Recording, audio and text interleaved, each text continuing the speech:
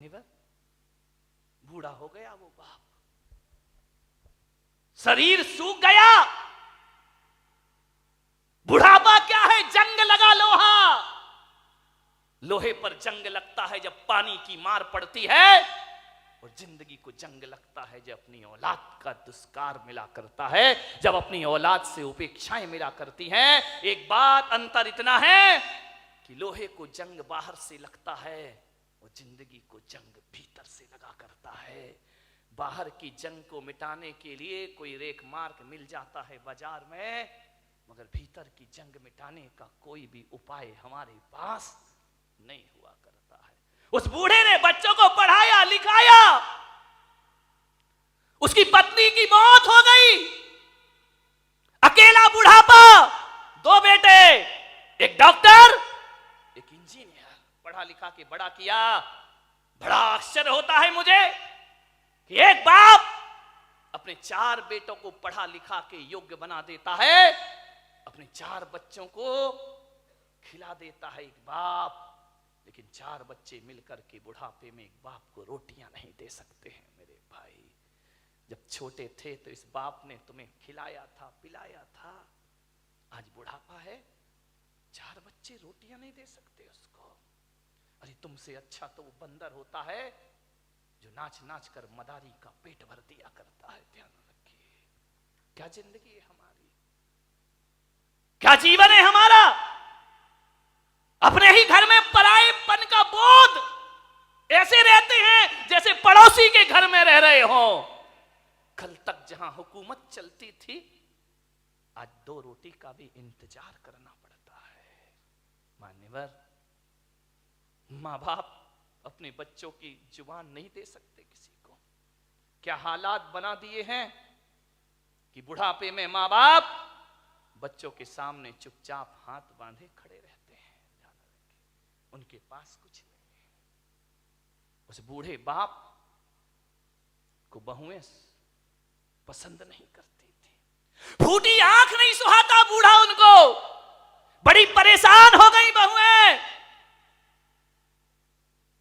बूढ़े बाप ने देखा, यार इन बच्चों को मैंने पाला पोसा बड़ा किया, आप विचार तो करो एक बार, माँ बाप की तपस्याएं, मैं संत हूं, मैं दिगंबर संत हूं, लेकिन आज मैं आपके सामने कह रहा हूं कि 23 साल हो गए मुझे सन्यास में रहते रहते, लेकिन मैं विश्वास के साथ कहता हूं कि 23 साल में जितनी तपस्या मैंने नहीं की होगी, उससे ज्यादा तपस्या मेरी मां ने मुझे पालने में की होगी। क्या पाते हो तुम अपनी जिंदगी में? मां बाप के एहसान।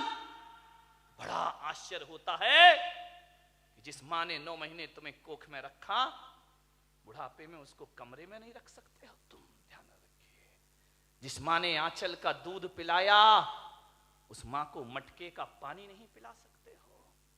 जिस मां ने, विचार करिए, आज जो तुम बोल रहे हो, अरे बेकार है वो औलाद जो अपने बाप को चुप कहती हो। ध्यान रखिए, कैसी औलाद है। मां बाप कुछ बोलते हैं तो बच्चा कहता है आप चुप रहिए। अरे जीभ गल के गिर जाना चाहिए आपकी। मां बाप को कहते हो चुप रहिए। जिसने बोलना सिखाया, जब तुम पैदा हुए थे तुम्हें तो बोलना भी नहीं आता था। बताइए सबसे पहले बोलना किसने सिखाया था? इस मां बाप ने। और इसी दिन के लिए सिखाया था कि जब तू बोलना सीख जाए तो हमें कहना कि तुम चुप रहो। ध्यान रखिए मान्यवर, मां बाप के एहसानों से मुक्त नहीं हो सकते कभी।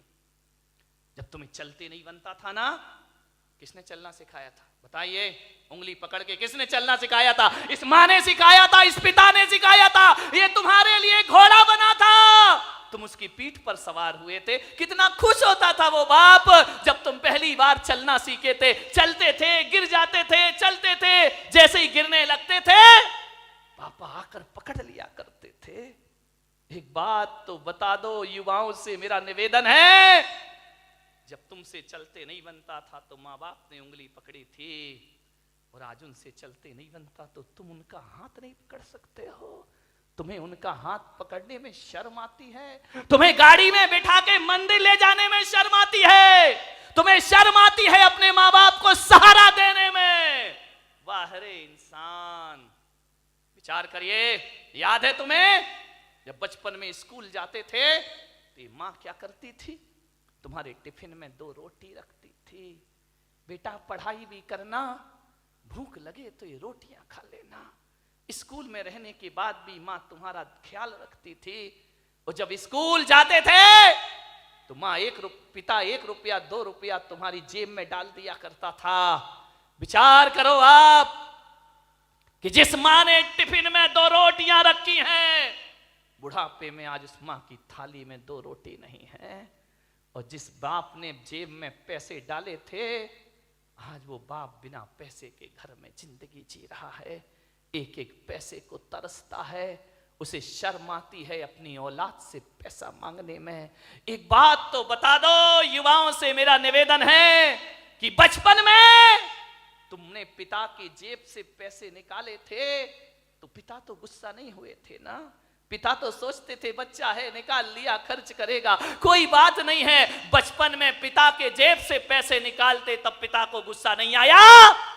और आज बुढ़ापे में बाप यदि तुम्हारी जेब से पैसा निकाले तो तुम्हें गुस्सा क्यों आता है? मैं आपसे पूछना चाहता हूं, युवाओं से मेरा प्रश्न है, आज आपको गुस्सा क्यों आता है? आज पिता को इजाजत क्यों लेना पड़ती है? एक बात आपसे निवेदन करने जा रहा हूं, मान्यवर, जब तुम छोटे थे ना, ये वही बाप है, तुम्हारे घर में एक चिड़िया आती थी। तुम बचपन में छोटे में पूछते थे पापा ये क्या है? पापा कहते थे बेटा चिड़िया है। फिर थोड़ी देर बाद चिड़िया आती थी, पापा ये क्या है? बेटा ये चिड़िया है। फिर चिड़िया आई, पापा ये क्या है? तुमने 10 बार पूछा, बाप ने 10 बार बताया बेटा ये चिड़िया है। पापा को गुस्सा नहीं आया ना? और जब बुढ़ापे में एक बाप किसी बात को 2 बार पूछ लेता है तो आप कहते हो तुम्हें एक बार का समझ में नहीं आता है, बार बार पूछते रहते हो। कितनी बार समझाऊं तुमको? बताओ, तुमने 10 बार पूछा तो पापा ने गुस्सा नहीं किया, आज पापा ने 2 बार पूछ लिया तो तुमको गुस्सा आ गया। तुम कहते हो कि माँ बाप जिद करते हैं, बुढ़ापे में परेशान करते हैं। तुमने भी बहुत जिद की थी जब तुम अपने माँ बाप के साथ बाजार गए थे, खिलौने के लिए मचल गए थे, पापा यही खिलौना लूंगा, पापा के पास पैसे नहीं थे, पापा मुझे यही वाला चाहिए। सोचिए, आप विचार करिए, बाप के पास कुछ नहीं था, तुमने डिमांड की, तुमने जिद की, तुम भी तो सड़क पर मचल गए थे, बाजार में रोने लगे थे, तब पापा को गुस्सा नहीं आया। और आज माँ बाप थोड़ी सी जिद कर ले, तुमको गुस्सा आ जाता है। किस काम की जिंदगी है ये तुम्हारी?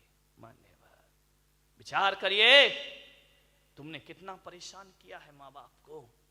उस परेशानी का यदि 1% भी चुका सको तो माँ बाप खुशी से अपनी जिंदगी जी लेंगे। मेरे भाई, मैं आपसे निवेदन करता हूं, माँ बाप का सम्मान ना कर सको कोई बात नहीं है, ज्यादा उनका मान प्रतिष्ठा ना दे सको कोई बात नहीं, लेकिन मेरा आपसे आज एक निवेदन है, इज्जत ना दे सको कोई बात नहीं, मगर ऐसा तो करो कि माँ बाप इज्जत से उस घर में रह सके। ध्यान रखें, इतना तो कर सकते हो ना कि सम्मान की जिंदगी जी सके। वो क्या करते हम माँ बाप के लिए?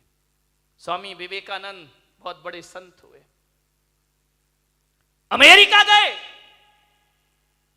उन्होंने अपना भाषण दिया, प्रवचन दिया, मां पर बहुत अच्छा बोलते थे। वो कहते थे मां से अच्छा कुछ नहीं होता, मां से बड़ा कोई धर्म नहीं होता है, पिता से बड़ा कोई धर्म नहीं होता, कोई कर्तव्य नहीं होता हमारा। विवेकानंद से किसी जिज्ञासु ने पूछ लिया, आप मां की इतनी महिमा गाते हैं, मां में ऐसा क्या है? धरती पर आए हैं तो मां तो मिलेगी मिलेगी, इसमें कौन सा एहसान? और हर माँ बाप पाल पोस के बड़ा करते हैं, कोई बड़ा काम नहीं कर दिया उन्होंने। धरती पर आओगे तो माँ बाप तो मिलेंगे ही मिलेंगे। विवेकानंद ने कहा, ये प्रश्न कोई भारत का आदमी पूछ रहा है कि मां में ऐसा क्या है? स्वामी विवेकानंद ने उसे बुलाया कि इधर आओ। वो एक साफा बांधते थे, उन्होंने अपनी पगड़ी खोली, बोले इसे पकड़ो। उसने कहा स्वामी जी ये क्या है? बोले पकड़ो। उसने पकड़ा। स्वामी विवेकानंद ने कहा कि जाओ मेरी सभागृह के बाहर 1 किलो का पत्थर पड़ा है, उसे उठा के लाओ। बोले स्वामी जी मुझे प्रश्न का उत्तर चाहिए। ये पत्थर अत्थर में से नहीं उठेगा। बोले देख, माँ बाप के संदेह में उठा हुआ प्रश्न किसी पत्थर से कम नहीं हुआ करता है।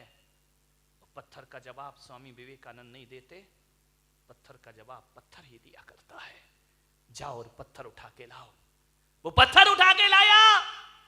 स्वामी जी ने कहा अपने पेट में बांध, और बांध करके पूरे नगर के 3 चक्कर लगा के आ। बोले ऐसा नहीं हो सकता। बोले क्यों नहीं हो सकता है? बोले मुझे उत्तर चाहिए। बोले उत्तर मैं नहीं दूंगा, उत्तर पत्थर देगा। माँ बाप के खिलाफ उठा प्रश्न पत्थर है, उत्तर भी पत्थर ही देगा। जाओ। उसने बांधा पूरे परिक्रमा। बोले थोड़ी देर बांधा फिर छोड़ दिया। बोले मेरे से नहीं होगा ये। बोले क्यों?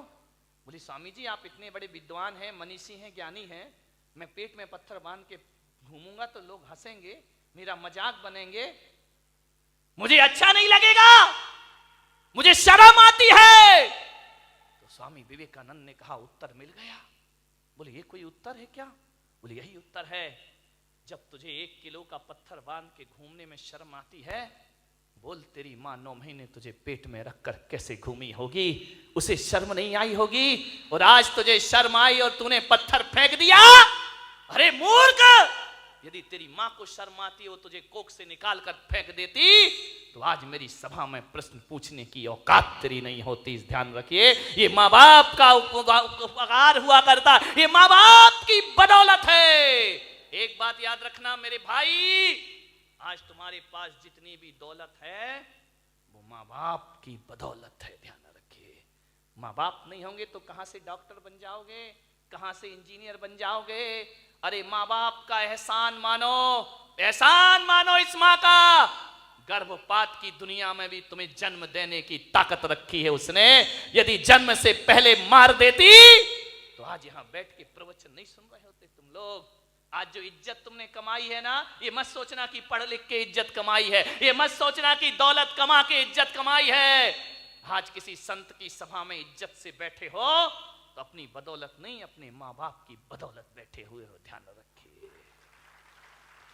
मेरा आपसे निवेदन है, यदि ये माँ तुम्हें जन्म देके किसी कचड़े घर में फेंक देती ना, जैसे आज बुढ़ापे में तुम उसे फेंक रहे हो, यदि बचपन में इस माँ ने फेंक दिया होता ना तो ना तुम्हारी जात का पता चलता, ना तुम्हारे बाप का पता चलता, और इस धरती पर नाजायज औलाद बनकर जीते रहते। कोई तुमसे शादी करने को तैयार नहीं होता मेरे भाई। माँ बाप ने जिंदगी भर अपना चरित्र बचाया है, इस माँ ने अपने सतीत्व को बचाया है, उस पिता ने अपने चाल चलन को सुधारा है, तब जाकर तुम इस समाज में इज्जत की जिंदगी जी रहे हो मेरे भाई। ध्यान रखिए, ये इज्जत भी माँ बाप से मिली है, ये नाम भी माँ बाप से मिला है। और तुम्हें डॉक्टर बनाने से पहले तुम्हें डॉक्टर बनाने का सपना माँ बाप ने देखा था, तुमने बाद में, तुम्हें तो अकल भी नहीं थी, तुम्हें तो समझ भी नहीं थी कि इंजीनियर क्या होता है, डॉक्टर क्या होता है। माँ बाप तुम्हें बनाते हैं। आज तुम जहां भी हो, संतों की बदौलत, भगवान की बदौलत हो या ना हो, माँ बाप की बदौलत आज तुम जहां पर भी हो। ध्यान रखिए, माँ बाप का हाथ है इसमें। बूढ़ा दुखी हो गया, बहुएं पसंद नहीं करती, घर जाता बूढ़ा तो ऐसा लगता जैसे किसी जेल में प्रवेश कर रहा हो। पत्नी भी नहीं, फोटो लगी है पत्नी की, लेटा हुआ है पलंग पर, कभी पत्नी को देखता है, कभी अपने आप को देखता है। रात कटती है करवट में, पता नहीं चलता कितनी लंबी रात है। यूं तो अमावस 15 दिन में एक बार आती है, लेकिन उस बूढ़े की जिंदगी में तो अमावस ही अमावस थी, पूर्णिमा तो कभी आ ही नहीं पाई। सुबह ताने भरे शब्दों से नाश्ता मिलता, उलाहना दे करके 2 रोटी मिलती। करते क्या हो तुम यहां बैठे बैठे? कुछ नहीं बोला बूढ़ा। ठीक है, जाए भी तो जाए कहां? बड़ा दुखी था। मर भी नहीं सकता, मौत भी नहीं आती, जी भी नहीं सकता, जीने जैसा कुछ बचा भी नहीं है। बहुत दुखी वह बूढ़ा। थोड़ा बहुत टहलाता, यार दोस्तों में बैठता, शरीर में ताकत नहीं, कुछ कमाए, कुछ मेहनत करे, फिर घर लौट आता। और घर लौटता तो ऐसा लगता कि किस दरिंदगी की जिंदगी में मैं वापस लौट आया हूं। कोई ढंग से बात नहीं करता, बेटे के पास टाइम नहीं, वो क्लिनिक से आता, वो साइड से आता नहाता धोता, टीवी के सामने बैठ जा। बूढ़े बाप से कोई कुछ नहीं पूछता। मैं युवाओं से निवेदन करूंगा, बूढ़े माँ बाप को बुढ़ापे में कुछ नहीं चाहिए, कुछ नहीं चाहिए। कोई बूढ़े माँ बाप नहीं कहेंगे अच्छा कमरा दो, अच्छा बंगला दो, गाड़ी दो, मोटर दो, अच्छा खाना दो। कोई माँ बाप नहीं। आपसे निवेदन है, जब कोई बेटा विदेश जाता है ना घूमने के लिए, पढ़ने के लिए, यदि वो पत्नी से पूछता है क्या लेकर आऊं, पत्नी कहती मेरे लिए हार लेकर आना। बच्चे से पूछता बेटा तेरे लिए क्या लेके आऊं, वो कहता है मोबाइल लेके आना। बहन से पूछता है तेरे लिए क्या लेकर आऊं, वो कहती है अच्छे से सूट लेकर के आना। लेकिन जब माँ से पूछता है माँ मैं विदेश जा रहा हूं, बता तेरे लिए क्या लेकर आऊं, तो माँ कहती है मेरे पास सब कुछ है मेरे बच्चे, कुछ लाए या ना लाए, मेरा लाल तू वापिस आ जाए, इससे बड़ा उपहार मेरे लिए दुनिया में कोई दूसरा नहीं। एक माँ है जो केवल तुम्हें चाहती है, तुम्हें बस, बाकी सारे रिश्ते तो तुमसे कुछ चाहते हैं। ध्यान रखिए, तुम्हें चाहने वाला कौन है? मान्यवर, क्या चाहिए एक बूढ़े माँ बाप को? पत्नी डिमांड कर सकती है साड़ी की, आभूषण की, माँ बाप तो नहीं करते। कोई उन्हें अच्छा पहनना नहीं चाहिए, उन्हें अच्छा कपड़ा नहीं चाहिए, उन्हें तो सब जीवन जी लिया है। ध्यान रखना, लड़कों से मेरा निवेदन है, बूढ़े माँ बाप को केवल प्रेम के 2 शब्द चाहिए। रूखी रोटी दे देना, ऑफिस से दुकान से जब भी लौटो 2 मिनट अपने माँ बाप के पास जरूर बैठना, उनका हाल चाल पूछ लेना, समस्या का समाधान कर पाओ या ना कर पाओ 2 शब्द प्यार के बोलना कि पापा जी कोई तकलीफ तो नहीं है ना, कोई कष्ट तो नहीं है ना, आपकी तबीयत ठीक है ना, बस इतना बोल दो। ध्यान रखिए, कुछ नहीं चाहिए माँ बाप को। एक माँ को इतना ही तो सुनना है कि माँ से इतना बोल दे बेटा कि मम्मी तू ठीक है ना। मैं आज आपसे पूछता हूं, एक सच्चा बेटा होगा तो आज जाके घर में माँ बाप से पूछेगा कि माँ बाप, माता पिता जब तुमने मुझे जन्म दिया था क्या सोच के जन्म दिया था? एक बात पूछना प्रश्न अपनी माँ बाप से, क्या सोच के तुमने जन्म दिया था मुझे? आप बताओ पिताजी, जैसा आपने सोचा था मैं उसके अनुसार हूं या नहीं हूं? पूछ लो एक बार अपने माँ बाप से। किन अरमानों से जन्म दे के पाल पोस के बड़ा किया था, मैं आपकी इच्छाओं के अनुरूप जीवन जी रहा हूं या नहीं जी रहा हूं? और माँ बाप यदि कुछ ना बोले तो समझना कि तुम अभी वैसा जीवन नहीं जी रहे हो। और मैं पुलक सागर आपको कहता हूं कि माँ बाप यदि चुप हो जाए तो कसम खा लेना कि आज से मैं माँ बाप के अनुसार जिंदगी जीने का प्रयास करूंगा। ध्यान रखिए, और जो बेटा ऐसा कर लेगा वो किसी संत से कम नहीं हुआ करता है। बेटा व्यवहार बदल लीजिए। किसी को डांट के फटकार के चुप करने से समस्या का हल नहीं होता है। डांटने से किसी की स्वभाव को नहीं बदला जा सकता है, हृदय परिवर्तन से स्वभाव को बदला जा सकता है। माननीय हमारी डांट फटकार से थोड़ी देर को तो आदमी चुप हो जाएगा, शांत हो जाएगा, लेकिन इससे जिंदगी के कोई समाधान नहीं होंगे। हृदय को बदलिए। एक पिता था, उसकी एक लड़की थी, बहुत प्यार करता था लड़की से, अपनी प्राणों से ज्यादा प्यार अपनी बच्ची से करता था। हर पिता करता है, कौन है जो अपने बच्चों को प्यार नहीं करता है? इतना प्यार माँ बाप के लिए, बच्ची सुंदर हो या गोरी हो या काली उसका कोई फर्क नहीं पड़ता, बच्ची तो बच्ची हुआ करती है। बहुत प्यार करता था लड़की से, हर इच्छा उसकी पूरी कर देता था। बेटी के जुबान पर कोई बात आ नहीं पाती कि पिता उसकी हर मुराद पूरी। अरे भगवान से मांगने में तो थोड़ा समय लग जाता था, मिलने में, लेकिन बेटी ने यदि कुछ कह दिया तो पिता सबसे पहले अपने बेटी की इच्छा पूर्ति करता था। उसने कहा मैं ऐसा पहनूंगी, ऐसा खाऊंगी, ऐसा रहूंगी। पिता ने कहा ठीक है बेटा। बहुत प्यार था उसे अपनी बच्ची से। मान्यवर, मेरा आपसे निवेदन है, अपने बच्चों से प्यार करो, बहुत प्यार करो, बहुत लाड करो, बहुत दुलार करो। लेकिन पुलक सागर की एक बात याद रखना कि इतना प्यार मत करना कि उसका भविष्य खतरे में पड़ जाए। ध्यान रखिए, इतना भी लाड़ प्यार मत करो, क्योंकि तुम्हारी बेटी को पढ़ो दूसरों के घरों में जाना है। एक बात याद रखना, कितना भी लाड़ प्यार कर लेना, लेकिन बेटियों के स्वभाव पे ध्यान जरूर देना। हकीकत में बताऊं तो 90% ससुराल खराब नहीं होती, 90% हमारी बेटी का स्वभाव खराब हुआ करता है। ध्यान रखिए, आपको विचार करना है।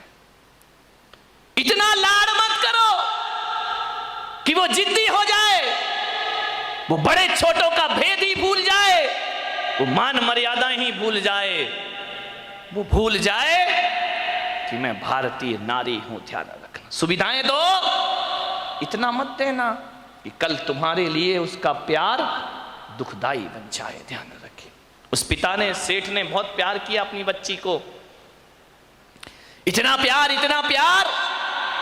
कि वो लाड़ लाड़ में लड़ंका हो गई। एक बात ध्यान रखना, लड़ंका बहू से घर नहीं चलता, लड़ंका नहीं प्रियंका चाहिए। ध्यान रखिए, विचार करिए, लड़ंका नहीं चाहिए, लड़ने वाली नहीं चाहिए, जो खुशियां बांट सके ऐसी बेटी अपनी बना करके तैयार करो। उसने, सेठ ने बहुत प्यार किया, जिद्दी हो गई, 8-8 बजे सोकर उठती, कोई कुछ कहता तो 1000 जवाब देती, झल्लाहट रखती, झुंझला के बात करती।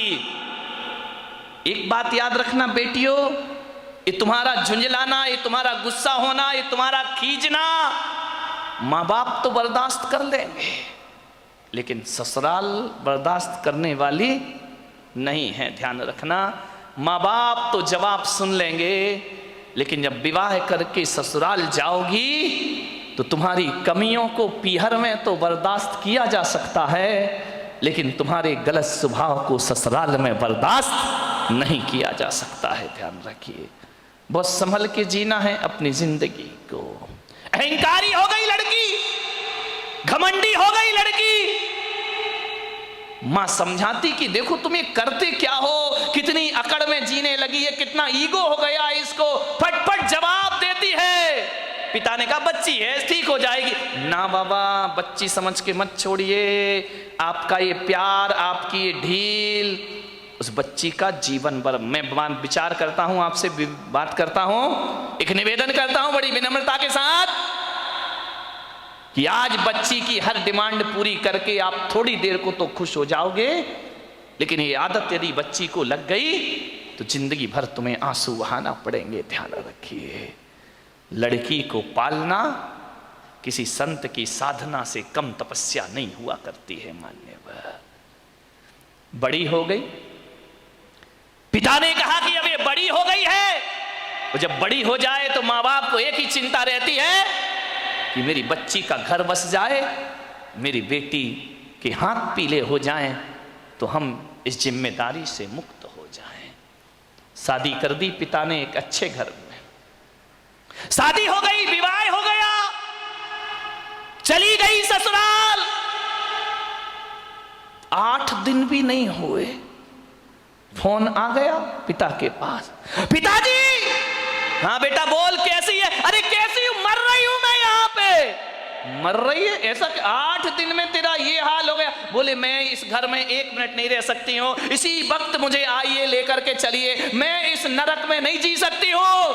पिता ने कहा यार 8 दिन में ऐसा क्या हो गया? अरे बोले सब बेकार है, यदि मुझे जिंदा देखना चाहते हो इसी वक्त आ जाओ, जैसे हो वैसे आके मुझे ले जाइए।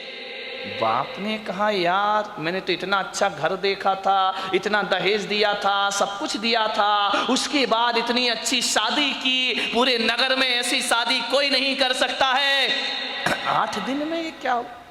बेटी ने कहा मैं फोन रख रही हूं, जल्दी आओ वापिस, मुझे ले चलो यहां से, नहीं तो बेटी का मुंह नहीं देख पाओगे। लाचार पिता। ध्यान रखना, लड़की का बाप बनना कोई बच्चों का खेल नहीं हुआ करता मेरे भाई। लाचार था वो पिता, क्या करता, एक तरफ तो बच्ची का प्रेम है, 8 दिन हुए चला गया ससुराल में लड़की की। जैसे ही गया किसी ने जय जिनेन्द्र भी नहीं किया, किसी ने राम राम भी नहीं की, किसी ने इतना भी नहीं कहा कि समधी जी आइए पधारिए। लड़की के ससुर अपनी जगह चले गए, दामाद बाजू से निकल गया, देवर ने कुछ नहीं बोला। उसने देखा यार 8 दिन की शादी में ये शमशानी माहौल है यहां का, किसी ने कुछ नहीं बोला। घर में गया, बेटी के पास कमरे में। एक बात याद रखना, एक बेटी के गलत व्यवहार से तुम्हारी ही ससुराल में तुम्हारे माँ बाप का अपमान हुआ करता है, ध्यान रखिए।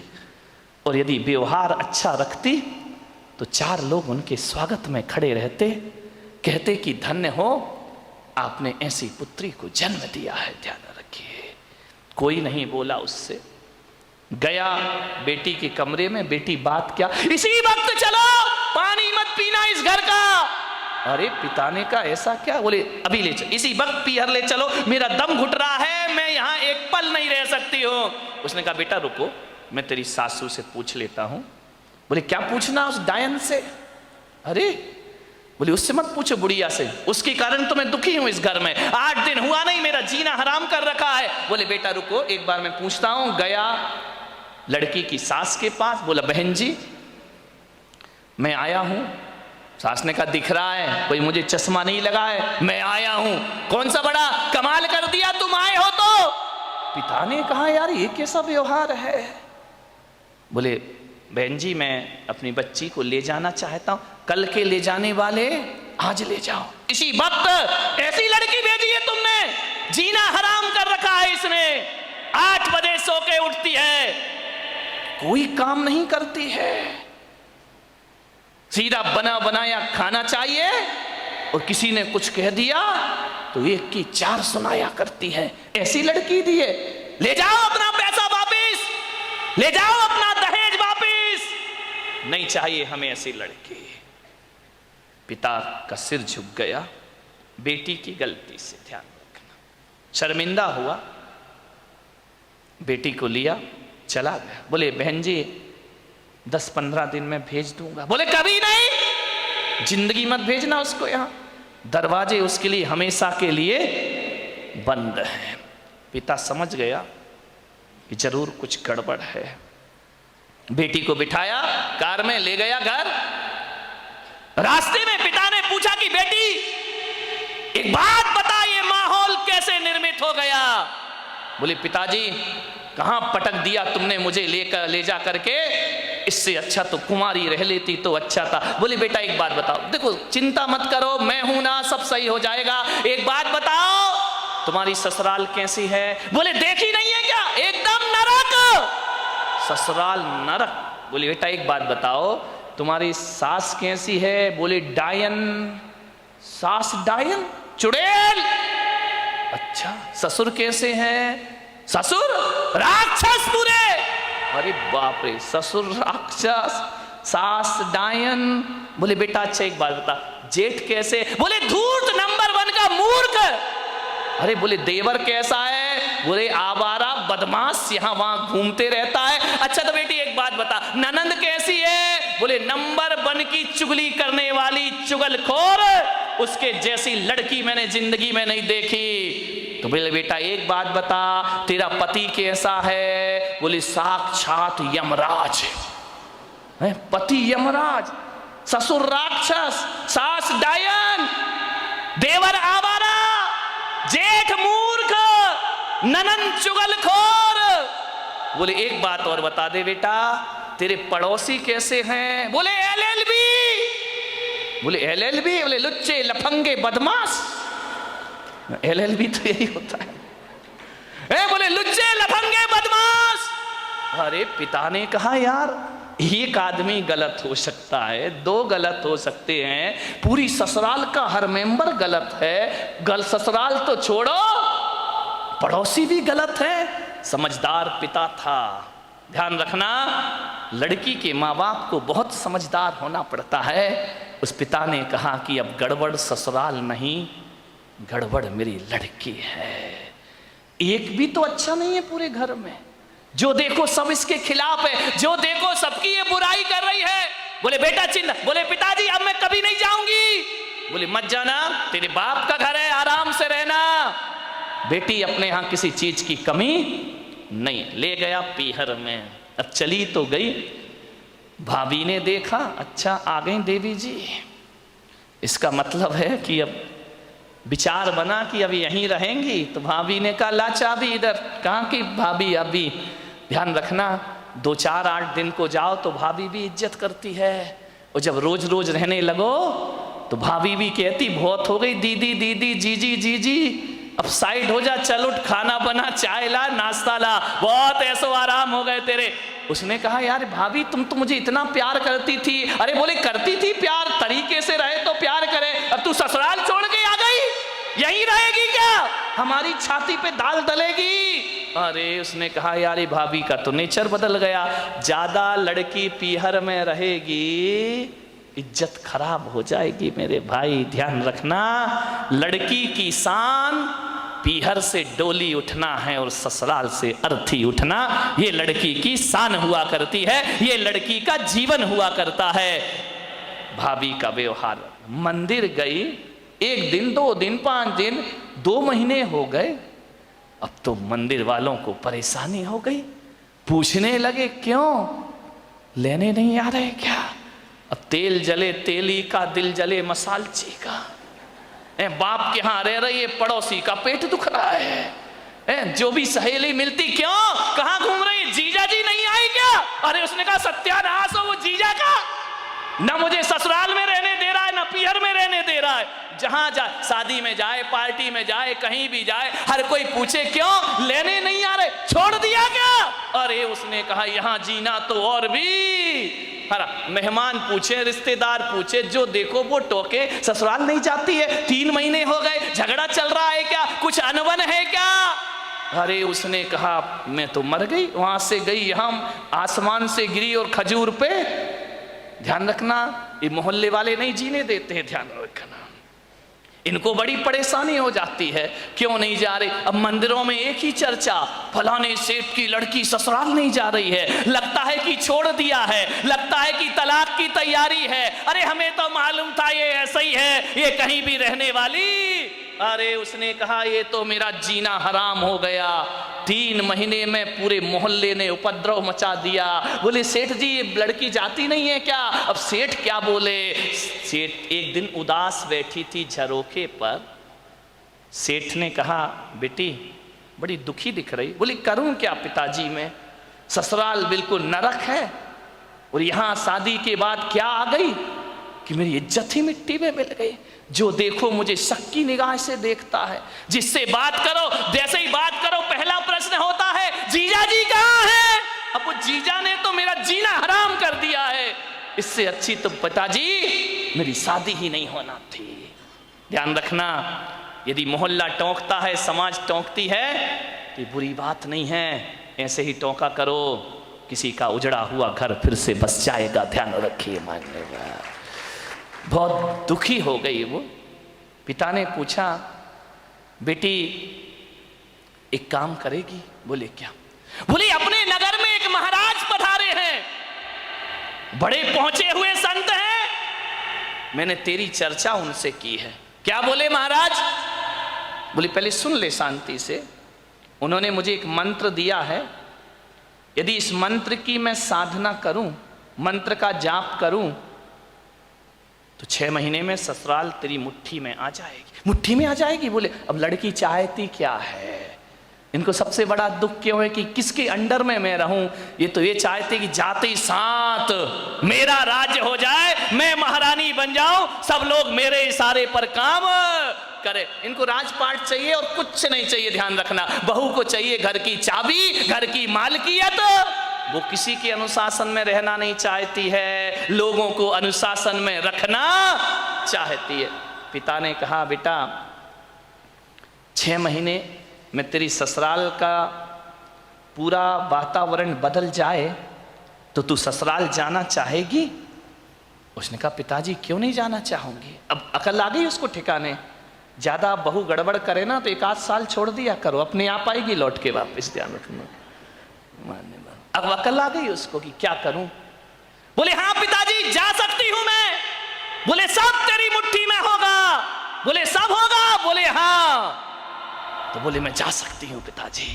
पति बोले, वो तेरे आगे पीछे घूमेगा। सास, अरे तेरे पैर छुएगी। वो सास पैर छुएगी। बोले, हाँ। अरे ऐसी ससुराल तो चाहिए थी मुझे। बोले, मैं महाराज ने क्या कहा? बोले, महाराज ने ये कहा कि मंत्र। बोले, पिताजी देखो ये मंत्र मुझसे नहीं होगा, ये कठिन काम है। बोले, एक काम कर, महाराज ने ये कहा है कि मंत्र तो मैं जप लूंगा, साधना तू कर लेना। बोले, मंत्र तुम जपो, साधना मैं करूं? बोले, हाँ, तुरंत इफेक्ट पड़ेगा। तो बोले, पिताजी मुझे क्या साधना करना है? बोले, साधना तुझे इतनी करना है कि 6 महीने किसी को जवाब मत देना। किसी को भी कोई कुछ भी बोल दे, 6 महीने जवाब मत देना, और 6 महीने किसी से अकड़ना मत, झुक करके जीना, ईमानदारी से काम करना। बोल, तैयार है? बोले, पिताजी तैयार हूं, बस 6 महीने ना। बोले, हाँ। उससे ज्यादा तो नहीं? बोले, नहीं, उसके बाद ससुराल मेरी मुट्ठी में। अरे बोले, तुरंत मुट्ठी में। और बोले, नहीं हुई तो बेटा अपना घर है, वापिस से जाना। गया, तैयार हो गई, पिता ले गया ससुराल में। जैसे ही पहुंचा, सबने देखा, फिर आ गई ये आफत की जान है। कोई नहीं बोला इनसे, न ननन ने बोला कि भाभी आ गई, न देवर ने बोला भाभी आ गई, न जेठ ने बोला बहू आ गई। पति ने कहा, फिर आ गई कलमुही इस घर को बर्बाद करने। गुस्सा तो इतना आया उसे, लेकिन पिता ने कहा, साधना, ध्यान रख, कुछ भी मत बोल। 6 महीने गई, पिता ने छोड़ा। सास से बोला कि बहन जी ये रखिए इसको, बदल गई। बोले, ये क्या बदलेगी? वापिस ले जाओ इसको, मैंने मना किया था ना कि हमारे यहां मत भेजना। एक मौका तो हर किसी को दिया जाता, इसको देने का प्रयास करिए। सास ने कहा, ठीक है। गई, सुबह उठी, 8 बजे उठती थी। 6 महीने मुझे 6 बजे उठना है। उठी, गई, सासू के पैर पड़े। अरे सास ने कहा, ये क्या है, ये पैर पड़ रही मेरे। बोले, अम्मा जी आशीर्वाद दो कि आज का दिन सुख शांति से बीते, शुभ बीते। तुम आशीर्वाद दे दो तो सुख शांति। सास खुश हो गई तो फिर तो शांति शांति है। बोली, अम्मा जी आशीर्वाद दो, मैं सबको खुशियां बांट सकूं। अम्मा ने कहा, यार ये बोल क्या रही है? ठीक ठीक बेटा, आशीर्वाद। जा रही थी, एक पैर की चोट लगी, कांच का गिलास फूट गया। ससुर ने कहा, अंधी है क्या, दिखता नहीं है तुझे? आते ही 7 उपद्रव शुरू हो गए तेरे। जब तक नहीं थी बड़ी शांति थी, गिलास फोड़ के रख दिया। अब गुस्सा इतना आया, उसने कहा, बुढ़े यदि मेरा बाप मंत्र नहीं जप रहा होता तो गिलास तेरे सिर पे फूटता, लेकिन अब मैं कुछ बोल नहीं सकती हूं, मजबूर हूं। क्या बोलूं? पिता का चेहरा याद आया। बेटा कुछ जवाब नहीं देना। चुप रह गई। बोली, पिताजी गलती हो गई, कल से ध्यान रखूंगी। बाप ने कहा, यार ये गलती हो गई, इसके मुंह से तो गलती शब्द हमने सुना ही नहीं है। एक कहते थे तो 100 जवाब देती थी, 1000 जवाब। आज कह रही गलती हो गई। उसने कहा, बुढ़े रुक जाओ, 6 महीने बाद तुझे नहीं इस घर से निकाला मैंने तो मेरा नाम भी, कौन बोला झांसी की रानी नहीं है। ध्यान रखना, विचार करिए। एक बात ध्यान रख, बस 6 महीने, इसका जवाब तुझे 6 महीने बाद दूंगी मैं, ध्यान रखना। गई, सुबह से नाश्ता बना रही, चाय बना रही। सास के कान में आवाज गई। उसने अपनी बेटी से कहा, बेटी देख रसोई में इतने सुबह सुबह कौन गया है, कोई बिल्ली इल्ली तो नहीं है? ननन ने कहा बिल्ली नहीं है, ये अपनी वाली बिल्ली है। तो बोले कर क्या रही है? बोले नाश्ता बना रही है। अरे बाप रे, देवर के लिए थाली परोसे, जेठ के लिए सब व्यवस्था करे, पति का ध्यान रखती, ननन से प्यार करती, सहेली जैसी रहती। और बस अंदर क्या आग लगी थी, ये सब ड्रामा कब तक का है? 6 महीने का ड्रामा है, बस ध्यान रखना। सबको मेरी मुट्ठी पे चलना पड़ेगा, जीना पड़ेगा। देखा 1 दिन बीते, 2 दिन, महीने भर हो गए, इतना व्यवहार चेंज। सास ने कहा बेटा तू वही वाली है या तेरे पिताजी ने बदल के भेज दी है? तुम जुड़मा तो नहीं थी? बोले नहीं अम्मा जी कैसी बात कर रही हो, ये घर मेरा है, ये स्वर्ग से सुंदर मेरा घर है, मैं इस घर को बसाऊंगी। सास ने कहा बेटा तू इतनी चेंज हो जाएगी? माँ बुढ़िया रुक जा, 5 महीने तो बचे, फिर बताऊंगी मैं तुझे। इतनी सॉफ्ट, पैर दबाती, जय जिनेंद्र करती, पिताजी को पिताजी पिताजी कह करके बात करती, लोगों के दिलों पे राज करने लगी। 1 महीने में उसने देखा यार बाबा जी का मंत्र तो बड़ा प्रभावी है, उन्होंने तो कहा था 6 महीने लगेंगे, यहां तो पूरी सरकार मेरी मुट्ठी में आ गई है, अब तो अपना राज हो गया है। एक दिन सास ने बुलाया बेटा इधर आ, इधर आ, देख तू इतनी अच्छी लक्ष्मी आई है मेरे घर में। बोले लक्ष्मी? मालूम नहीं लक्ष्मी कब रणचंडी दुर्गा बन जाएगी। बोले बेटा एक काम कर, ये जो चाबी है ना आज से तू संभाल। अरे उसने कहा हो गई आज मेरी जिंदगी। ला अम्मा जी लाओ लाओ, अरे ले बेटा ले। पति से कहा, बेटे से कहा दुकान से लौटो, जो भी पैसा आए घर की लक्ष्मी के हाथ में देना, अब मैं बूढ़ी हो गई हूं, अब सब हिसाब किताब यही रखेगी, अब घर यही चलाएगी, धोबी का पैसा भी यही देगी, दूध वाले का पैसा ये देगी, सब्जी वाले को पैसा ये देगी, जो भी कमाई करके लाओ मेरी बहू रानी के हाथ में रख देना। अरे उसने कहा वाह बाबा जी आज तो बल्ले बल्ले हो गई, सब कुछ मेरे हाथ में, हर चीज का, नौकर चाकर का तनख्वाह तुम देना, पेमेंट तुम करना, कौन सी सब्जी बनना है बहू बताएगी। उसने कहा यार बड़ा मजा। अब ससुर जी क्या करें, दुकान से लौटे तो लौटते समय क्या करें, वो बहू के लिए कुछ ना कुछ लेकर जरूर आया करते थे। कभी पेड़ा लेकर आ जाएं, कभी लड्डू लेकर आ जाएं, कभी आइसक्रीम लेकर आ जाएं। अरे उस बहू ने कहा यार कितने मजे हो गए यहाँ पर। ध्यान रखिए, बुजुर्गों से मेरा निवेदन है, ससुर से मेरा निवेदन है, सास से मेरा निवेदन है, जब भी बारामती से कहीं बाहर जाओ, घूमने जाओ, कहीं भी जाओ, कुछ लेकर आओ या ना आओ, अपनी बहू के लिए एक साड़ी लेकर जरूर आया करो, अपनी बहू के लिए कुछ ना कुछ सामान। ये तालियां बहुओं ने बजाई क्या सासुओं ने? बड़ी होशियार है, बहुओं ने बजाई, मजा आ गया। आज हो गई सासुओं की धुलाई। लेकिन ये सासुएं इतनी बेईमान हैं, बाहर जाएंगी लड़की के लिए लेकर आएंगी, बहू के लिए नहीं लाएंगी। ध्यान रख, ये छोटी छोटी बातें हैं, ध्यान रखना। यदि हर बार ससुर जी घर लौटे, रोज घर लौटो, कुछ ना कुछ बहू को लेकर आओ। तुम बाहर जाओ सासुओं तो कुछ ना कुछ लेकर जरूर आओ। अरे एक नया मंगलसूत्र ही लेकर आ जाया करो, और कुछ ना मिले तो कौन बोला अच्छी सुंदर सी चप्पल ले आया करो, नहीं चप्पल मत लाना, बहू का मूड बिगड़ जाए तो। एक मोबाइल ले आया करो कि मेरी बहू को मोबाइल। ध्यान रख, इन बातों से कुछ होता नहीं है, लेकिन बहू के मन में ये भावना आती है कि बाहर घूमने के बाद भी मम्मी ने मेरा ख्याल रखा है। आपके प्रेम के संबंध बन जाएंगे, आपकी आत्मीयता के संबंध बने जाएंगे। आप चाहते हो ससुर जी बोलो कि घर में हमारा कोई इंतजार करे, वैसे तो बुड्ढों का कोई इंतजार नहीं करता है, चाहते हो कि कोई इंतजार करे। इंतजार फोकट में नहीं होता मेरे भाई।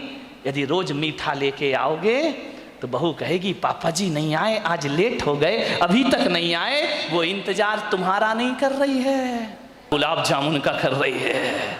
किसी भी बहाने घर में इज्जत तो बनाओ मेरे भाई, ध्यान रखिए। तीर्थों पे जाओ तो बहू को लेकर कुछ ना कुछ आइए। आप बताइए, आप सोचिए, विचार करिए, आपके संबंध अच्छे, ससुर जी लौटे, बहू के लिए कुछ ना कुछ लेकर आए। धीरे धीरे 1 महीने में परिवार तो बदल गया, दूसरे महीने में बहू के विचार भी बदल गए। सबके साथ ऐसे रहने लगी, ऐसे रहने लगी। एक दिन रक्षाबंधन का त्योहार आया, भाई लेने आया। भाई ने कहा बेटी दीदी राखी का त्योहार है, घर चलना है। तो मालूम है बहू क्या बोली? मेरी मम्मी से पूछ लो। जब पहली बार नजारा क्या था कि भाड़ में जाए वो डायन, आज क्या कह रही है? मेरे पिताजी से पूछ लो, मेरी मम्मी से पूछ लो। भाई ने कहा जी तू ड्रामा कर रही है, हकीकत का मामला है। बोले चुप बैठ, पूछ के आजा। गया, अम्मा जी दीदी को ले जाऊं। अरे बेटा कहां ले जा रहा है? बोले रक्षाबंधन है। बोले बेटा त्योहार है तो मैं मना नहीं कर सकती, लेकिन जब से तेरी बहन इस घर में आई है स्वर्ग जैसा वातावरण हो गया है। वो ना रहेगी तो हमारा मन ना लगेगा, वो ना रहेगी तो एक दिन काटना मुश्किल है। देवर बोला भाभी जल्दी लौट कर आना। ननंद की आंखों में आंसू आ गए। ससुर ने कहा बेटी तू मेरी बुढ़ापे की लाठी है, जल्दी घर वापस लौट के आना। देखो भैया राखी बंधे और दूसरे दिन भेज देना मेरी बेटी को, इसके बिना हमारे घर की शोभा। भाई ने देखा ये बात, गई घर पीहर। जैसे ही पहुंची पिता ने पूछा बेटी ससुराल कैसी है? बोले एकदम स्वर्ग पिताजी। अरे बोले वो नरक थी ना? अरे नरक नहीं, बिल्कुल स्वर्ग है। और बोले बेटा ये बता तेरा वो राक्षस ससुर। यार पिताजी तुम मेरे ससुर को राक्षस मत बोलो, देखो इतने अच्छे हैं, कभी तुम्हारी याद तक नहीं आती है जब तक उनके साथ रहती हो। मेरा जीवन बदल गया पिताजी। अरे बोले वो डायन सास। अरे इतना प्यार तो मम्मी नहीं करती जितना प्यार मुझे मेरी सास किया कर। अरे बोले वो आवारा देवर। बोले आवारा मत बोलो पिताजी, अब मुझे बुरा लग जाएगा। बुरा लग जाएगा? बोले हाँ लक्ष्मण की तरह मेरा देवर है, दिन भर भाभी भाभी भाभी भाभी करते रहता है। अरे बोले वो चुगली करने वाली ननंद। चुगली नहीं, इतनी सम्मान और इज्जत। आज मुझे पता चला ससुराल में जाके कि घर में एक छोटी बहन का होना भी बहुत जरूरी हुआ करता है। बिल्कुल बहन सहेलियों जैसी रहती है। और बोले पिता बेटा वो तेरा धूर्त मूर्ख जेठ अरे बड़े भाई का रोल अदा करता है पिताजी। और बोले वो राक्षस वो तेरा यमराज पति। बोले देखो पिताजी अब बर्दाश्त नहीं होगा, यमराज यमराज कहोगे, भला है बुरा है जैसा भी है, मेरा पति मेरा देवता है। अरे बोले वो LLB पड़ोसी, उनके जैसे पड़ोसी पिताजी दुनिया में ढूंढने जाओ तो मिलने वाले नहीं है। बाप ने बेटी को छाती से लगा लिया और कहा शाबाश बेटी, आज तूने अपने बाप का माथा ऊंचा कर दिया है, आज तूने अपने पिता को गौरव दिला दिया है। आज मैं समझ रहा हूं कि आज मेरी जिंदगी का सबसे अच्छा दिन है कि मेरी बेटी का घर स्वर्ग बन गया है। बेटियों से निवेदन है यदि आप खुश रहोगी ना तो पीहर में माँ बाप भी खुश रहेंगे। ध्यान रखिए उनके जीवन में भी वो आनंद बरसेगा। क्या चाहते हैं एक माँ बाप कि हमारी बेटी को सुखी रहे, इसका ध्यान रखिए। ससुराल में यदि आपने व्यवहार बिगाड़ा तो माँ बाप की आंखों में आंसू आएंगे। सास ससुर रोएं या ना रोएं, माँ बाप सुबह सुबह कर आंसू बहाएंगे। ध्यान रखिए। एक जीवन बदल दिया उस लड़की ने। लड़की ने पूछा कि पिताजी एक बात बताओ, वो मंत्र कौन सा जप रहे थे तुम जिसकी मैं साधना कर रही थी? बोले बेटा हकीकत में बताऊं तो मैंने कोई मंत्र नहीं जपा। तो फिर इतना असर कैसे हो गया? बोले मेरे जाप से असर नहीं हुआ बेटे, तेरी साधना से तेरा जीवन बदल गया, परिवर्तित हो गया है। तूने जवाब नहीं दिया, सबका सम्मान किया, इस कारण तेरा घर स्वर्ग बन गया है। बोले अच्छा पिताजी। बोले बेटा व्यवहार बदलने से वही घर स्वर्ग हो जाता है जो कभी नरक में परिवर्तित हुआ करता है। ध्यान रखिए व्यवहार बदलना है। अकेली बहू व्यवहार ना बदले, सासुओं को भी अपनी जिंदगी बदलने का प्रयास करना चाहिए। यदि बहू आपको इज्जत देती है, सम्मान देती है तो सास को भी मां जैसा प्यार देने का प्रयास करना चाहिए। ऐसा ना हो कि मेरे प्रवचन से बहू बदल जाए और सास ललिता पवार बन करके खड़ी हो जाए। ध्यान रखिए, नहीं, फिर मेरा प्रवचन कोई असर नहीं करेगा। यदि बहू सीता जैसी है तो तुम ललिता पवार मत बनो, मेरी अम्माओ, जगत जननी जगदम्बाओ, निरूपा राय बन जाओ और अपने घर को स्वर्ग बनाने का प्रयास। को मारते थे जब छोटे छोटे थे, उसकी खिलौना वो ले लेता था, उसका खिलौना वो ले लेता था, उसका खाना पे झगड़ा हो जाया करता था, जूते चप्पल पे झगड़ा हो जाया करता था, दोनों आपस में लड़ते थे। आज भी देखना छोटे छोटे बच्चे लड़ लेते हैं, झगड़ लेते हैं, तना तनी कॉलर पकड़ लेते हैं, मारपीट हो जाती है। लेकिन थोड़ी देर बाद देखो तो नजारा बदल जाता है। जो बच्चे अभी थोड़ी देर पहले लड़ रहे थे, थोड़ी देर बाद ये हालात होते हैं कि एक आइसक्रीम दोनों के पास होती है, ये इधर से चाटता है और वो उधर से। दोस्ती हो जाया करती थी। बचपन में भी लड़ते थे, बचपन में भी झगड़ा होते थे, बचपन में भी हमारे जीवन में विवाद हुआ करते थे। लेकिन एक बात याद रखिए, लड़ने झगड़ने के बाद दुश्मनी हमारे बीच में नहीं हुआ करती थी। ध्यान रखिए, लड़ाई झगड़ा खतरनाक नहीं होता, बैर भाव जीवन में बहुत बड़ा खतरा पैदा कर दिया करता है। बैर भाव से बचने का प्रयास करिए। बच्चों की तरह लड़ लो, बच्चों की तरह झगड़ लो, कितना अच्छा होता, कितना अच्छा होता। काश ये आदमी आज भी बच्चा होता, कितना अच्छा होता। काश आदमी आज भी बच्चा होता। ध्यान रखिए, बचपन में लड़ते हो, फिर बोल लेते हो, एक तरफ तो मारपीट करते हो, फिर थोड़ी देर बाद गले में हाथ डाल करके घूमा करते हो। लेकिन बड़े होकर आदमी को नहीं जाने क्या हो जाता है, एक बार झगड़ लेता है और जिंदगी भर की बोलचाल बंद कर दिया करता है। ये बोलचाल चालू रखिए, मौन मत लीजिए, दुश्मनी को जन्म मत दीजिए, व्यवस्थाएं आपकी बनी रहेंगी। ध्यान रखना। मान्य भर हंसता खिलखिलाता परिवार होना चाहिए।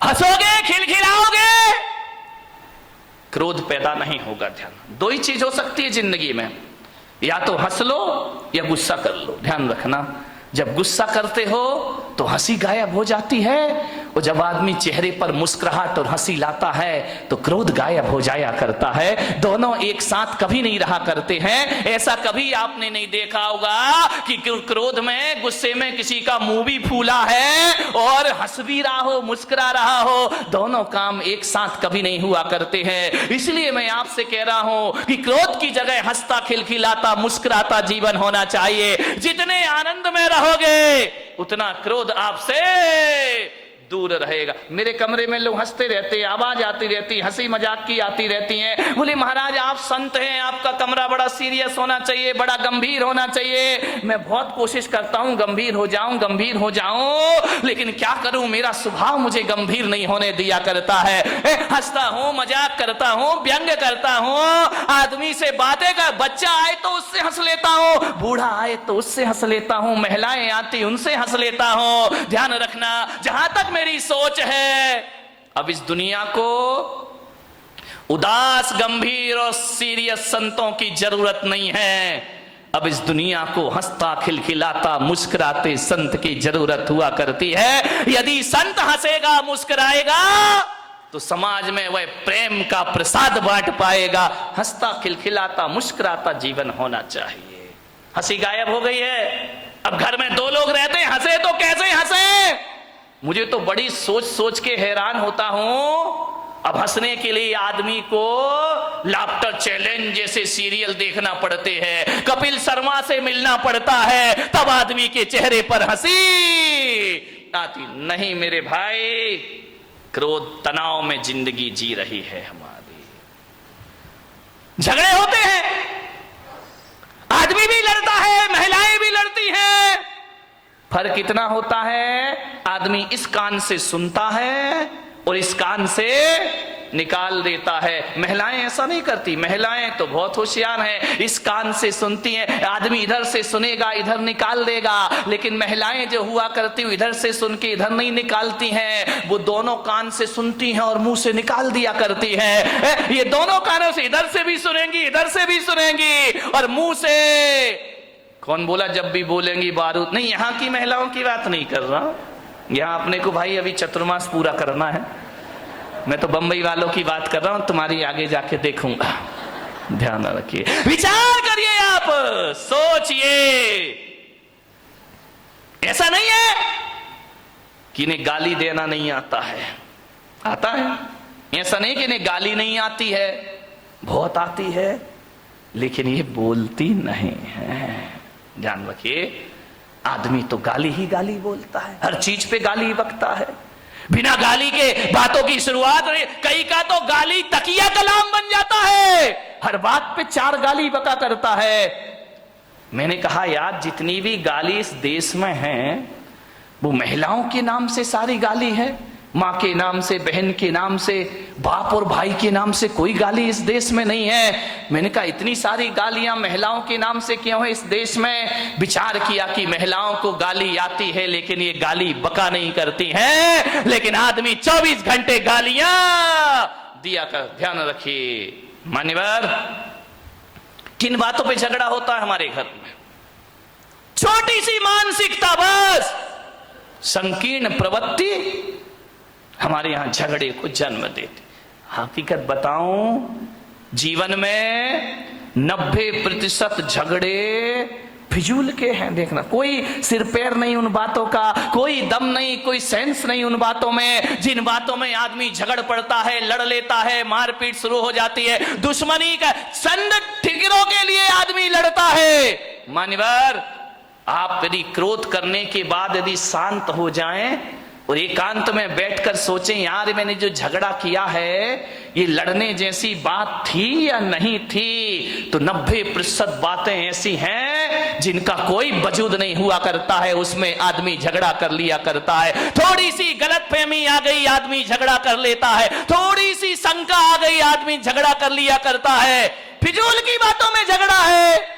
मेरा एक जगह चातुर्मास हो रहा था, और चातुर्मास में संत निवास के बाजू में एक बहुत बड़ा मकान था। सुबह सुबह हम लोग पाठ कर रहे, भगवान का भजन कर रहे हैं, झगड़े की आवाज आने लगी। अरे मैंने कहा भाई ये झगड़ा कौन कर रहा सुबह सुबह? मेरे साथ लड़के थे, मैंने कहा जरा देखो किसी ने टीवी चालू कर दिया है क्या? बोले महाराज झांक करके देखा तो बोले टीवी नहीं है, तो लाइव चल रहा है। मैंने कहा मतलब क्या है? बोले डायरेक्ट झगड़ा हो रहा है। मैं गया, मैंने खिड़की से झांका, 2 पति पत्नी आपस में लड़ रहे, इतना लड़ रहे हैं कि लड़ते लड़ते कमरे से बाहर निकल आए, आंगन में आ गए। एक के हाथ में बेलन है, एक के हाथ में कौन बोला चिमटा है। चले ऐसे तुम लोग तैयार रहते हो बोलने के लिए, दोनों लड़ते झगड़ते बाहर आ गए, झगड़ा हो रहा। मैंने कहा इधर आओ। अरे बोले महाराज, मुझे देखा, झगड़े में थोड़ा सा ब्रेक लग गया। अरे बोले महाराज देख रहे हैं। मैंने कहा इधर आओ, ये सुबह सुबह भगवान के भजन करने का टाइम है, प्रभु के स्मरण करने का टाइम है, वो तुम सुबह सुबह पति पत्नी आपस में झगड़ा कर रहे, कोई तरीका है जिंदगी जीने का? अरे बोले महाराज हो गया, झगड़ा हो गया। मैंने कहा किस बात का झगड़ा है मुझे बताओ, मैं फैसला करूं। बोले महाराज फैसले वाले का कोई बात ही नहीं है, तुम इनका लड़काए को रहे हो। बोले महाराज जब पूछ रहे हो तो हम बताते हैं, झगड़ा हमारा 12 बजे रात से चल रहा है। अरे मैंने कहा कमाल कर दिया, पति पत्नी दोनों हैं, 12 बजे रात से झगड़ा चल रहा। मैंने कहा किस बात का झगड़ा चल रहा है? बोले कुछ नहीं महाराज, आज नींद नहीं आ रही थी हम दोनों को। तो बोले क्या करे? बोले टीवी भी नहीं चल रही, लाइट भी नहीं थी। तो मैंने कहा क्या किया तुमने? बोले बस लेटा लेटा मेरे मुंह से इतना निकल गया कि मैं अपने बेटे को डॉक्टर बनाऊंगा। पत्नी ने सुना, खबरदार तुम्हारा बेटा डॉक्टर नहीं बनेगा, तुम्हारा बेटा इंजीनियर बनेगा। तो मैंने कहा यार तू इतना क्यों बोलती, जब मैंने कह दिया मेरा बेटा डॉक्टर बनेगा। पत्नी ने कहा कोई तुम्हारा अकेला हक नहीं है, मेरा भी हक है, मेरा बेटा इंजीनियर। अब फिजूल की बात है, इस पे झगड़ा बढ़ गया। बोले देखता हूं कैसे डॉक्टर बनाएगा, बोले मैं भी देखती हूं कैसे इंजीनियर बनाएगा। झगड़ा बढ़ते जा रहा। बोले बढ़ते बढ़ते हाथापाई पर आ गए हम लोग कि डॉक्टर ही बनेगा, इंजीनियर ही बनेगा। इतना झगड़ा, बोले सवेरे के 4 बज गए लड़ते लड़ते। बोले देख तू ज्यादा बातें मत किया कर मेरे से, जब मैंने बोल दिया कि मेरा बेटा डॉक्टर बनेगा तो बनेगा। पत्नी ने कहा मैंने बोल दिया मेरा बेटा इंजीनियर बनेगा तो बनेगा।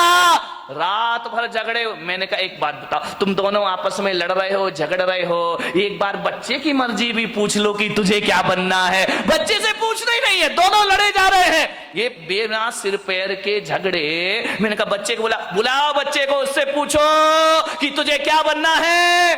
पति ने पत्नी को देखा, पत्नी ने पति को देखा। अरे मैंने कहा बच्चे को बुला के लाओ ना। बोले बच्चा तो अभी पैदा ही नहीं हुआ है। तेरे की आदमी, बच्चा यदि पैदा हुआ तो डॉक्टर बनाएंगे। फिजूल की बातों का झगड़ा है। ये कोई झगड़ने की बात है? सास बहू में झगड़ा हो गया। बहू ने कहा मलाई मेरे पीहर में जाएगी, सास ने कहा चल मलाई यहीं खाई जाएगी। इतनी लड़ाई, इतनी मलाई पे झगड़ा हो गया। बोले ये तो पीहर में जाएगी, पास में ही पीहर लोणन नीरा की होगी और कहां की हो सकती है। तो बोले ये मलाई मेरे पीहर में जाएगी। सास ने कहा नहीं, मलाई तो बारामती में ही खाई जाएगी, चाहे कुछ भी हो जाए। बोले देखती हूं तू कौन होती है रोकने वाली। अरे तेरे जैसी लाखों बहुएं देखी, चल मलाई यहीं रहेगी। इतना झगड़ा। ससुर जी दुकान से आए, उन्होंने कहा ये महाभारत क्यों मचा रखी, झगड़ा क्यों है। बोले बहू को समझा लो, वो कह रही है कि मलाई पीहर में जाएगी और मैं कह रही हूँ कि मलाई यहीं खाई जाएगी। ससुर ने कहा तुम मलाई पे लड़ रही, लाओ मलाई लेकर आओ, मैं ही खा लेता हूँ, टेंशन खत्म हो जाएगा, मलाई लेकर आओ। सास ने बहू को देखा, बहू ने सास को देखा। बोले मलाई लेके आ, बोले तू लेके आ। दोनों ने देखा लाए कौन। अभी तो दोनों में ये चर्चा चल रही थी कि भैंस लेके आना है। अभी भैंस आई, बचा ये भैंस घर में आई नहीं, मलाई का झगड़ा शुरू हो गए। ये फिजूल के झगड़े हमारे घरों में, बिना सिर पैर की ये बातें हमारे घरों को नरक। इतनी सी महिलाओं का तो पूछो ही मत क्या है। यहाँ की नहीं, बम्बई वाली महिलाएं जो है, इतना गड़बड़ मामला है, इतना गड़बड़ मामला। अब छोटी छोटी फिजूल की बातों में झगड़ा हो जाता है। अब गर्मी के दिन थे, जेठ जी घर में आए और घर में आकर के उनने ऐसा कोई बेचारे का इंटेंशन नहीं था, कोई सोच नहीं था, ऐसा उसने विचार नहीं किया। उसके बच्चे भी आए, भाई के बच्चे भी आ गए। बोले बच्चों पास आओ, जल्दी आओ, जल्दी आओ, मैं बाजार से मीठे मीठे आम लेकर के आया हूं तुम्हारे लिए, ये आम खाइए। जेठ जी ने क्या किया, थैले में हाथ डाला, एक आम अपने बच्चे को दे दिया और एक आम अपने छोटे भाई के बच्चे को दे दिया। वहां खड़ी खड़ी देवरानी देख रही है, बहू रानी देख रही है, अच्छा अपने बच्चे को भी आम, मेरे बच्चे को भी आम। लेकिन ये जेठ जी तो बहुत पक्षपात है, ये जेठ सही नहीं है। एक आदमी बड़ा दुखी हो गया, शादी कर ली, पति पत्नी है, भगवान के पास पहुंचा, जाकर भगवान को प्रणाम किया, भोलेनाथ से बोला कि महादेव कोई मन्नत दे दो। महादेव ने कहा मांग, क्या मन्नत मांगता है। बोले बाबा इतना परेशान हो गया हूं, इतना परेशान हो गया हूं, अब एक ही मन्नत मांगता हूं, मुझे शादीशुदा से कुंवारा कर दो वापिस। भोलेनाथ ने देखा, शादीशुदा से फिर से कुंवारा कर दूं वापिस। भोलेनाथ ने कहा निकल यहां से बाहर। अरे बोले बाबा ये कैसी बात है कि आप मुझे बाहर निकाल रहे हो, मेरी मन्नत पूरी करो। भोलेनाथ ने कहा कि मैं मन्नत तो पूरी कर दूंगा, लेकिन पागल है तू, मन्नत नहीं तू जन्नत मांग रहा है, जन्नत में तुझे शादीशुदा को कुंवारा कर दो, ये मन्नत नहीं, ये जन्नत की डिमांड हुआ। ध्यान रखना, तुम्हारा घर जन्नत बन सकता है, इसमें कोई भी डाउट नहीं है। थोड़ी सी समझदारी अपने अंदर रखिए, समझदारी आ गई तो घर को जन्नत बनने में ज्यादा देर नहीं लगा करती है। ध्यान रखिए। मान्यवर आपसे निवेदन है, बड़ा परिवार था, सुखी था। आज छोटा परिवार है, दुखी है, एक ही बेटा है। अब बोलो भाई साहब प्रवचन में क्यों नहीं आते? क्या करे महाराज, दुकान जाना पड़ता है, दुकान खोलना पड़ता है, बेटे को बेटा पूना में पड़ता है। अब बताओ, अब आपका एक ही लड़का, मुझे तो अपना भविष्य खतरे में दिखाई देता, तुम्हारा दिखाई दे या नहीं दे, आपका एक ही बेटा है। मैं बच्चे को ये नहीं कह सकता तू सन्यास ले ले, बच्चे को मैं ये नहीं कहता तू दीक्षा ले ले। अब किसे सन्यास देंगे? तुम्हारा सहारा तो एक ही है। पहले 4 बच्चे होते थे, 5 बच्चे होते थे, एक बच्चा दुकान संभाल लेता था, पिताजी समाज संभाल लिया करते थे, कोई मंदिर संभाल लिया करता था। अब तो हमारे यहां संभालने वाला कोई नहीं। अब तो घर नौकरों के हवाले हमारे हो गए हैं, और दुकान जो हो गई है वह पार्टनरशिप में चला करती है। घर के बच्चे ही नहीं है, बहुत बड़ी बड़ी फैक्ट्री बन जाती है।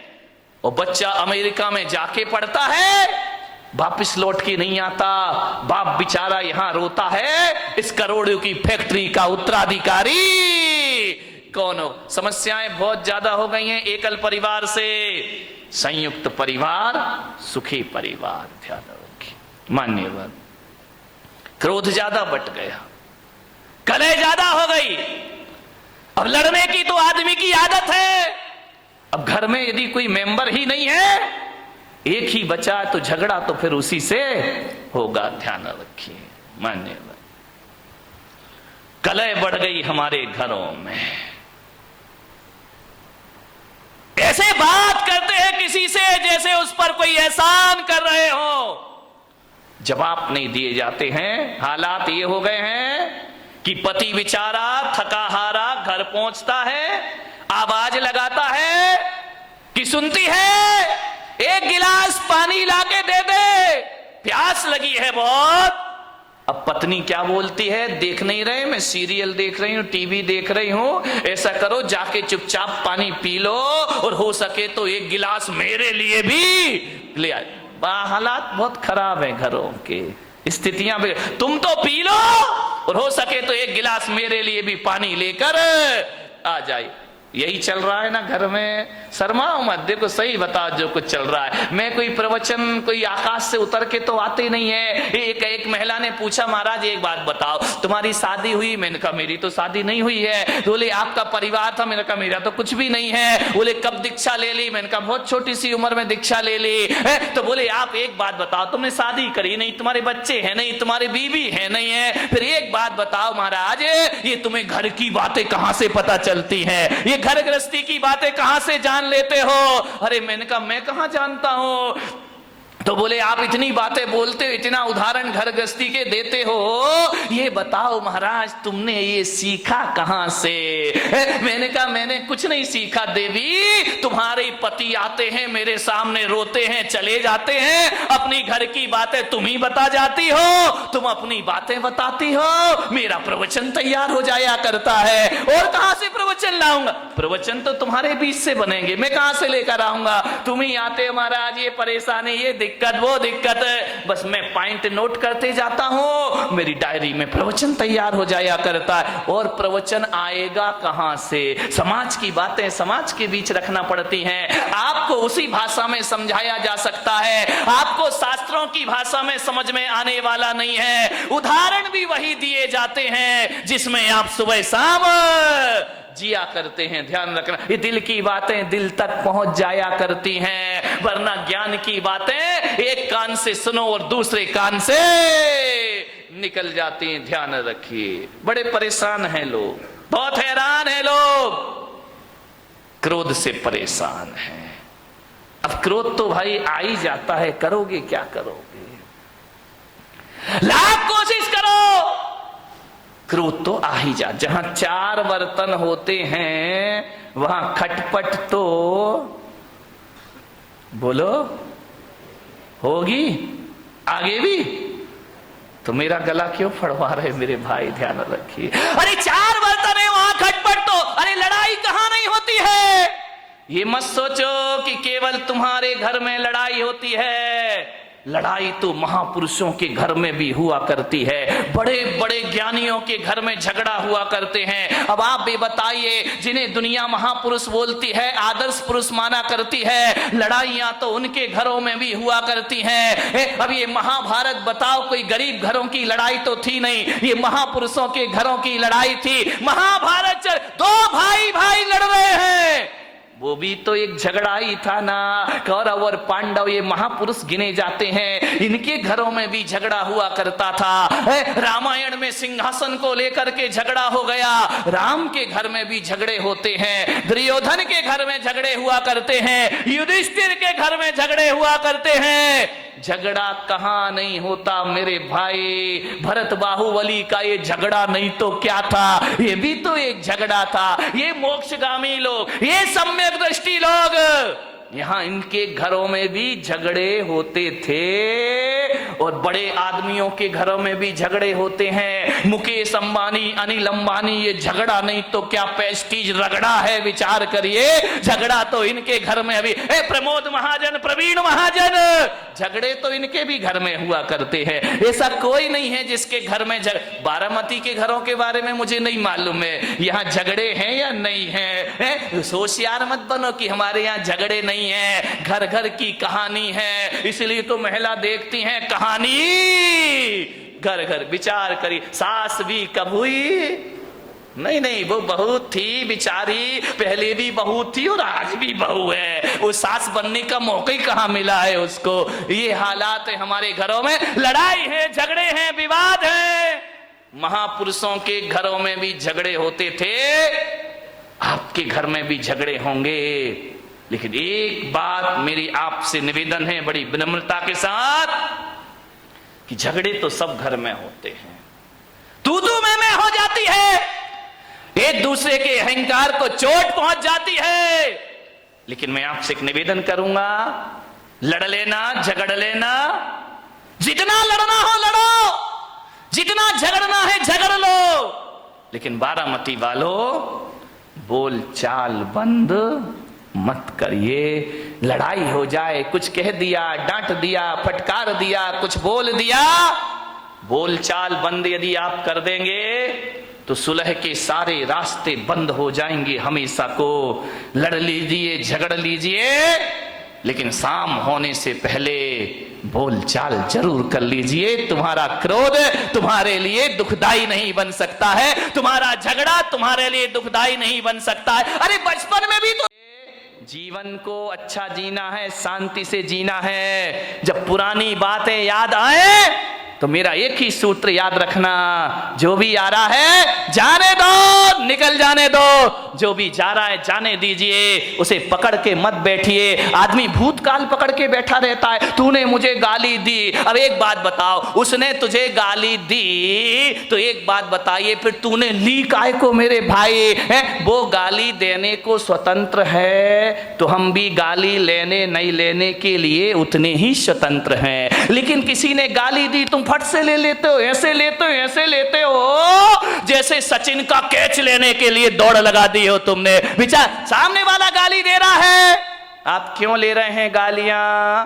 पहले जमाने में आपको मालूम है, अपने संवाद को भेजने के लिए लोग चिट्ठियां लिखा करते थे।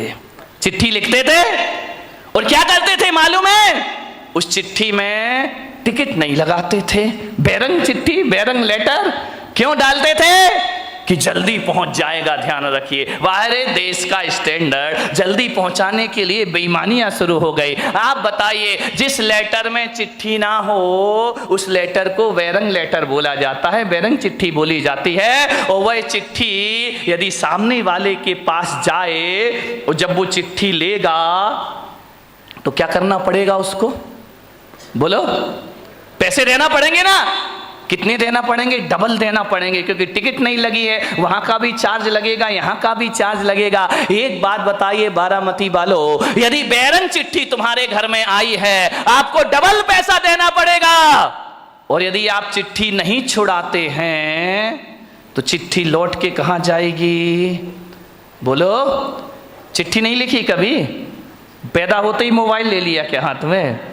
वह चिट्ठी लौट के वहीं जाती है जहां से आती है। यदि आपने चिट्ठी नहीं छुड़वाई तो बेरंग लेटर बेरंग वापस चला जाता है, और जब वहां जाता है तो उससे डबल किराया वसूल किया जाता है। आपसे मेरा निवेदन है, गाली भी एक बेरंग चिट्ठी हुआ करती है, सामने वाला हमें दे रहा है, और यदि हम उस गाली को स्वीकार ना करें, उस गाली को ना लें, तो गाली लौट कर कहां जाएगी? जहां से आई है वही। लेकिन आदमी तो बेरंग चिट्ठी लेने को तैयार खड़ा है, पढ़ से ला क्या लिखा है। ध्यान रखना, जितना चिट्ठी भेजने वाला स्वतंत्र है, उतना लेने या नहीं लेने वाले आप भी स्वतंत्र हुआ करते हैं। किसी ने गाली बकी, आप लेते क्यों हो?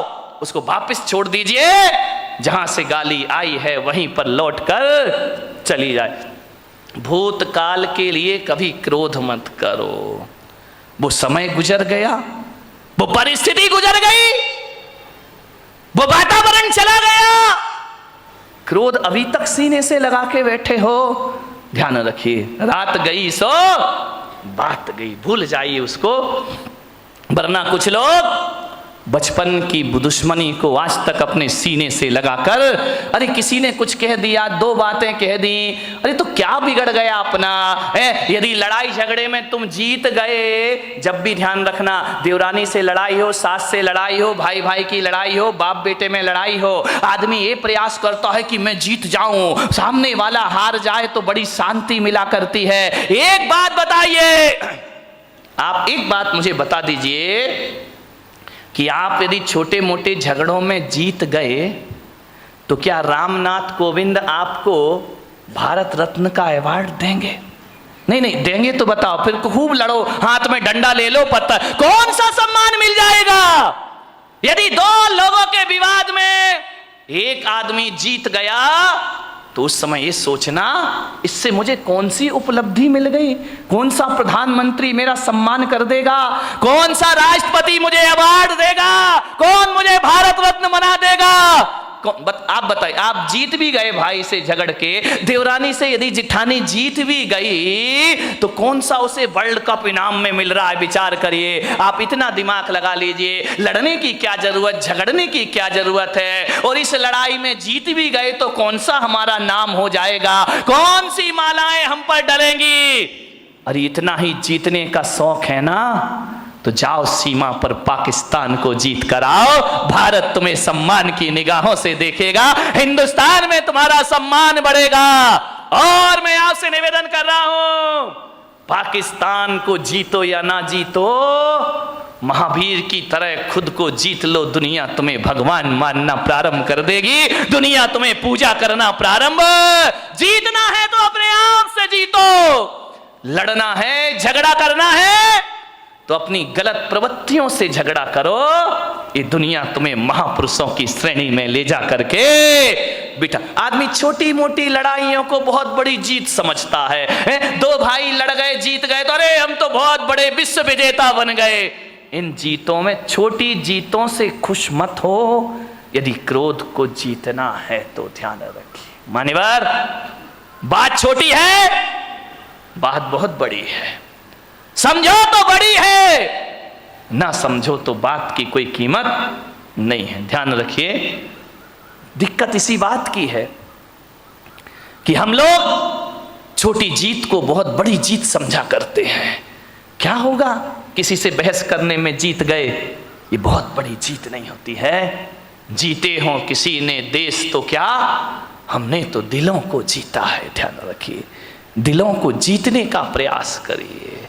किसी से लड़के जीत गए तो बहुत बड़े विजेता या सम्राट नहीं कहला जाओगे। एक बात याद रखना, यदि कमठ जीत भी जाता तो दुनिया उन्हें पारसनाथ नहीं मानती। रावण जीत भी जाता तो राम की तरह उनके मंदिर नहीं बनाए जाते। ध्यान रखना, रावण हार गया, राम जीत गए। लेकिन एक बात ध्यान रखना, राम इसलिए महान नहीं है कि उन्होंने रावण को मारा है। राम इसलिए महान है कि पूरे दो साल तक रावण से युद्ध चला, लेकिन राम के चेहरे की मुस्कुराहट कभी खत्म नहीं हुआ करती है। इसलिए राम के दुनिया में मंदिर बनाए जाते हैं। ध्यान रखिए, थोड़ा सा समझने का प्रयास करिए। मान्यवर, कई लोग भविष्य के झगड़े करते हैं,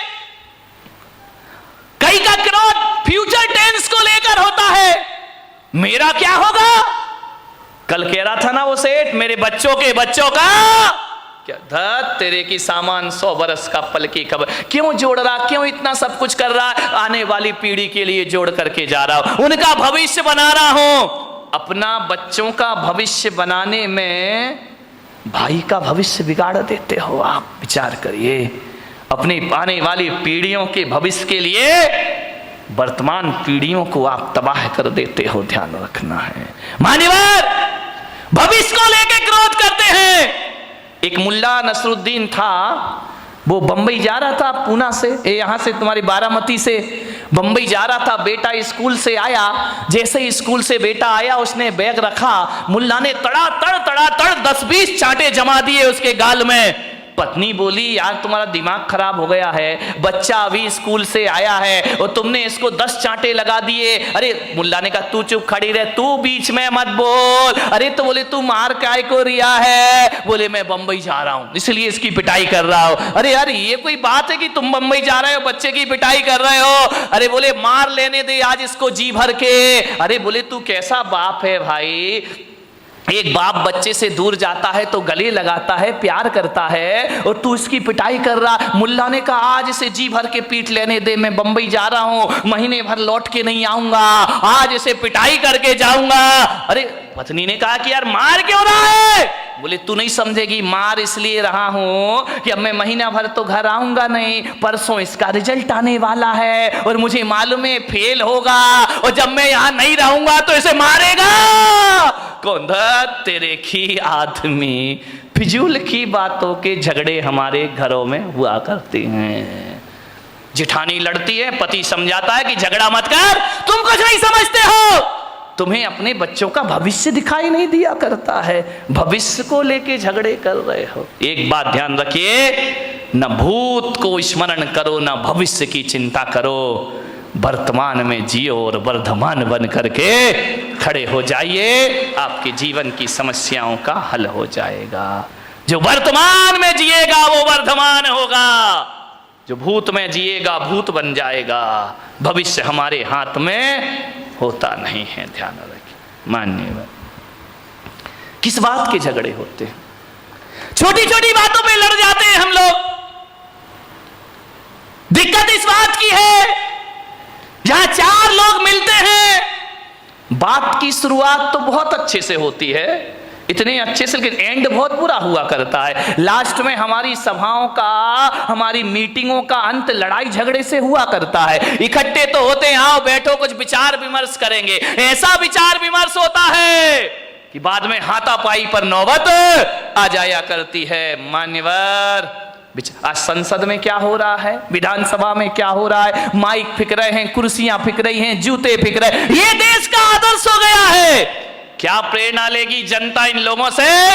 मान्यवर, जीवन को महान बनाना है तो सहन करना सीखिए। सहनशीलताएं खत्म हो गई हैं हमारी। 2 बात किसी की कोई बर्दाश्त नहीं करता है। पति कहता है मैं पत्नी की नहीं सुनूंगा, पत्नी कहती मैं तुम्हारी नहीं सुनूंगी, सास कहती मैं बहू की क्यों सुनूं, बहू कहती है मैं बुढ़िया की क्यों सुनूं। अब तुम अपने घरों में तो किसी की सुनना नहीं चाहते हो और मेरे कमरे में आके मुझे सब सुना के चले जाते हो। तो भैया, जब सास नहीं सुन रही, बहू नहीं सुन रही, भाई नहीं सुन रहा, देवर नहीं सुन रहा, तो पुलक सागर काहे को सुनेगा तुम्हारे? जो आता है वो मुझे सुना के हमारे घर में ये हो रहा, वो हो रहा, इसका स्वभाव खराब, उसका स्वभाव खराब। जब तुम नहीं सुन रहे तो मैं काहे को सुनूं? लेकिन मैं अपने को किस्मत वाला समझता हूं कि जो बच्चे माँ बाप की नहीं सुनते, जो सास ससुर की नहीं सुनते, जो भाई भाई की नहीं सुनता, देवरानी जिठानी की नहीं सुनता, मेरी किस्मत है कि घंटे भर तुम शांत होकर मुझे सुनते हो। इससे ज्यादा मेरी किस्मत दूसरी।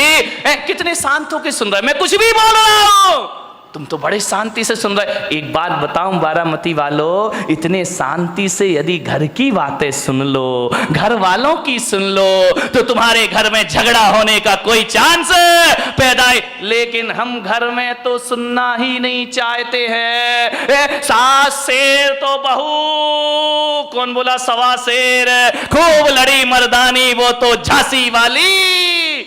नहीं, थोड़ा सा सहन करो, सुनो, सुनने की कला डालिए, सुनाइए मत, ज्यादा मत सुनाओ किसी को, ज्यादा मत बोलो, कम बोलो, मौन रहो, ज्यादा मत बोलिए। ज्यादा बोलने के लिए पुलक सागर बैठा है ना तुम्हारी बारामती में, जितना भी ज्यादा बोलना मुझसे बुलवा लो, लेकिन तुम लोग ज्यादा, मेरी लोग सुन लेंगे, तुम्हारी कोई सुनने वाला नहीं है, ध्यान रखना। मान्यवर, विचार करिए, क्रोध आता है।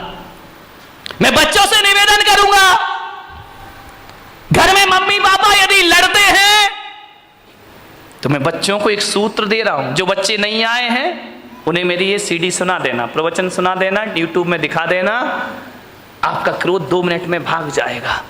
जब मम्मी पापा बहुत क्रोध कर रहे हो ना, तो आजकल एक वो आया है, एक पेन है जिसमें रिकॉर्डिंग हो जाती ना, वीडियो बन जाती है, आवाज वॉइस रिकॉर्डिंग हो जाती है।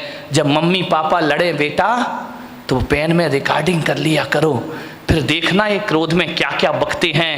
और जब ये शांत हो जाएं, और शांत होने के बाद भी नहीं, जब घर में कोई मेहमान आए तो उन्हें नमोकार मंत्र की धुन मत सुनाना, नमोकार मंत्र की झनकार नहीं, मम्मी पापा की टनकार सुनाना। उस समय पता लगेगा कि हम क्रोध में क्या क्या बोल गए। क्रोध में ध्यान रखना, क्रोध में आदमी बेहोश हो जाता है, उसे होश नहीं रहता कि मुझे क्या बोलना है। एक बार एक आदमी तो क्रोध में इतना बोला, गुस्से में इतना बोला, अपने बच्चे को बोला, अब एक गधे की औलाद। बच्चे ने कहा सही कह रहे हो बापू, ध्यान रखिए, बीच आदमी होश थोड़ी रहता, मैं गुस्से में बोल के आ रहा हूं, अब एक गधे की औलाद। अब विचार करिए, उसने कहा, गुस्से में एक पति ने पत्नी से कहा कि क्यों नहीं, जब तेरी शादी हुई थी तू पागल थी क्या, जो मेरे से शादी, पागल थी क्या जो शादी के समय तूने नहीं देखा मुझे, अब तुझे गुस्सा आ रहा है, पागल थी क्या। पत्नी ने कहा पागल नहीं होती तो तुझसे शादी काहे को करती, ये पागल ही तो था। एक बार क्या हुआ, एक पत्नी ने अपने पति से कहा, यार तू तो इतना भोला है, इतना भोला है, इतना भोला है कि तुझे तो कोई भी बेवकूफ बना सकता है। पति ने कहा ज्यादा मत बोल, बोले तुझे कोई भी बेवकूफ बना सकता है। पति ने कहा बिल्कुल सच कह रही है, सबसे पहले बेवकूफ तो तेरे बाप ने मुझे बनाया जो तेरे से शादी कर दी। ध्यान, आदमी क्रोध में क्या क्या भूल जाता, उसे होश ही नहीं रहता, पता ही नहीं रहता। सब रिकॉर्डिंग कर लो, और जब मेहमान आए, यदि सासू बहू लड़ रही हो ना, तो देवरानी रिकॉर्डिंग कर ले, और जब कोई मेहमान आए तो चालू कर देना, शर्म से पानी पानी हो जाएंगे लड़ने वाले। और अब जब भी lड़ेंगे तो याद रखेंगे, कोई शैतान मेरी मोबाइल में फोटो तो नहीं बना रहा है, कोई आवाज तो टेप नहीं कर रहा। ध्यान रखना, क्रोध ज्यों-ज्यों बढ़ता है, भाषा असभ्य होते चली जाती है, भाषा अपनी सभ्यता खो दिया करती है। क्रोध में जितने निकृष्ट वचन हो उतने एकत्रित कर लिए जाते हैं, लेकिन जब प्रेम होता है तो भाषा भी संभलती है और व्यवहार भी संभल जाया करता है। ध्यान रखिए मान्यवर, क्रोध से बचने का प्रयास करिए। सामने वाला यदि क्रोध करे तो हम क्या करें मालूम है? जब हम लोग बचपन में थे तो साइकिल चलाना सीखते थे। हमारे घर कोई भी आ जाए, वो घर में बात कर रहा, अपन उसकी साइकिल लेके भाग जाते थे।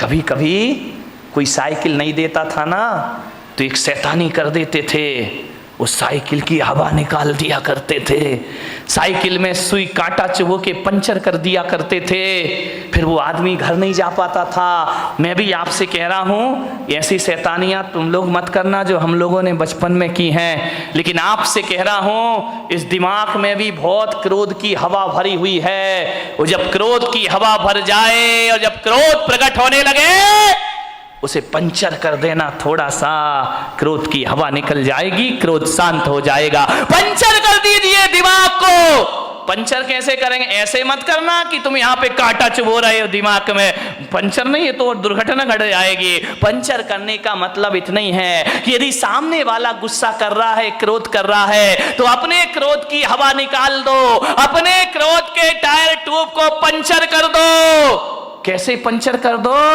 कि भैया जो तू गुस्सा कर रहा है, गालियां दे रहा है, इसका जवाब मैं 5 मिनट बाद दूंगा। ध्यान रखिए, थोड़ा सा धैर्य, 5 मिनट बाद जवाब दूंगा। मैं कहता हूं यदि 5 मिनट बाद जवाब देने का संकल्प ले लिया तो समझना हमारा क्रोध पंचर हो गया, हमारा गुस्सा पंचर हो गया।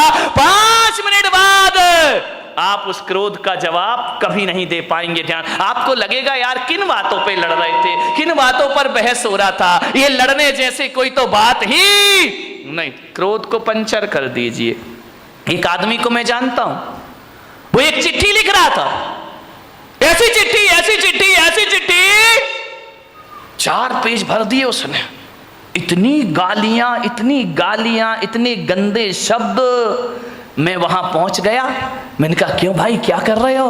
अरे बोले मेरा दोस्त है ना, अब दुश्मन बन गया है, बहुत मेरा अपमान किया उसने। मैं चिट्ठी लिख रहा हूं, हजारों गालियां उसने चिट्ठी में लिख दी। तेरा सत्यानाश हो, तू बर्बाद हो, तू धोखेबाज है। लालू चिल्ला रहा ना नीतीश को कि तू धोखेबाज है, तू धोखेबाज है, तूने धोखा दिया, गठबंधन तोड़ा, 1000 गालियां। ध्यान, चिल्लाते रहो, अभी तो सारी दुनिया में मोदी ही मोदी चल रहा है। ध्यान रखिए, 1000 गालियां लिखी उसने।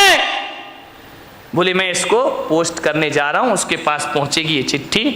मैंने कहा एक काम कर मेरे भाई। बोले क्या? मैंने कहा एक काम कर, ये चिट्ठी तूने लिख दी? बोले लिख दी। मैंने कहा इसको आज नहीं कल पोस्ट ऑफिस में डालना, लेटर बॉक्स में डालना। बोले नहीं मैं तो आज ही डालूंगा। मैंने कहा नहीं तो कल डालना। तो बोले कि ऐसे क्या हो जाएगा महाराज, मेरा क्रोध ठंडा हो जाएगा। मैंने कहा बिल्कुल ठंडा हो जाएगा, तू हो या ना हो ये चिट्ठी तू कल डालना।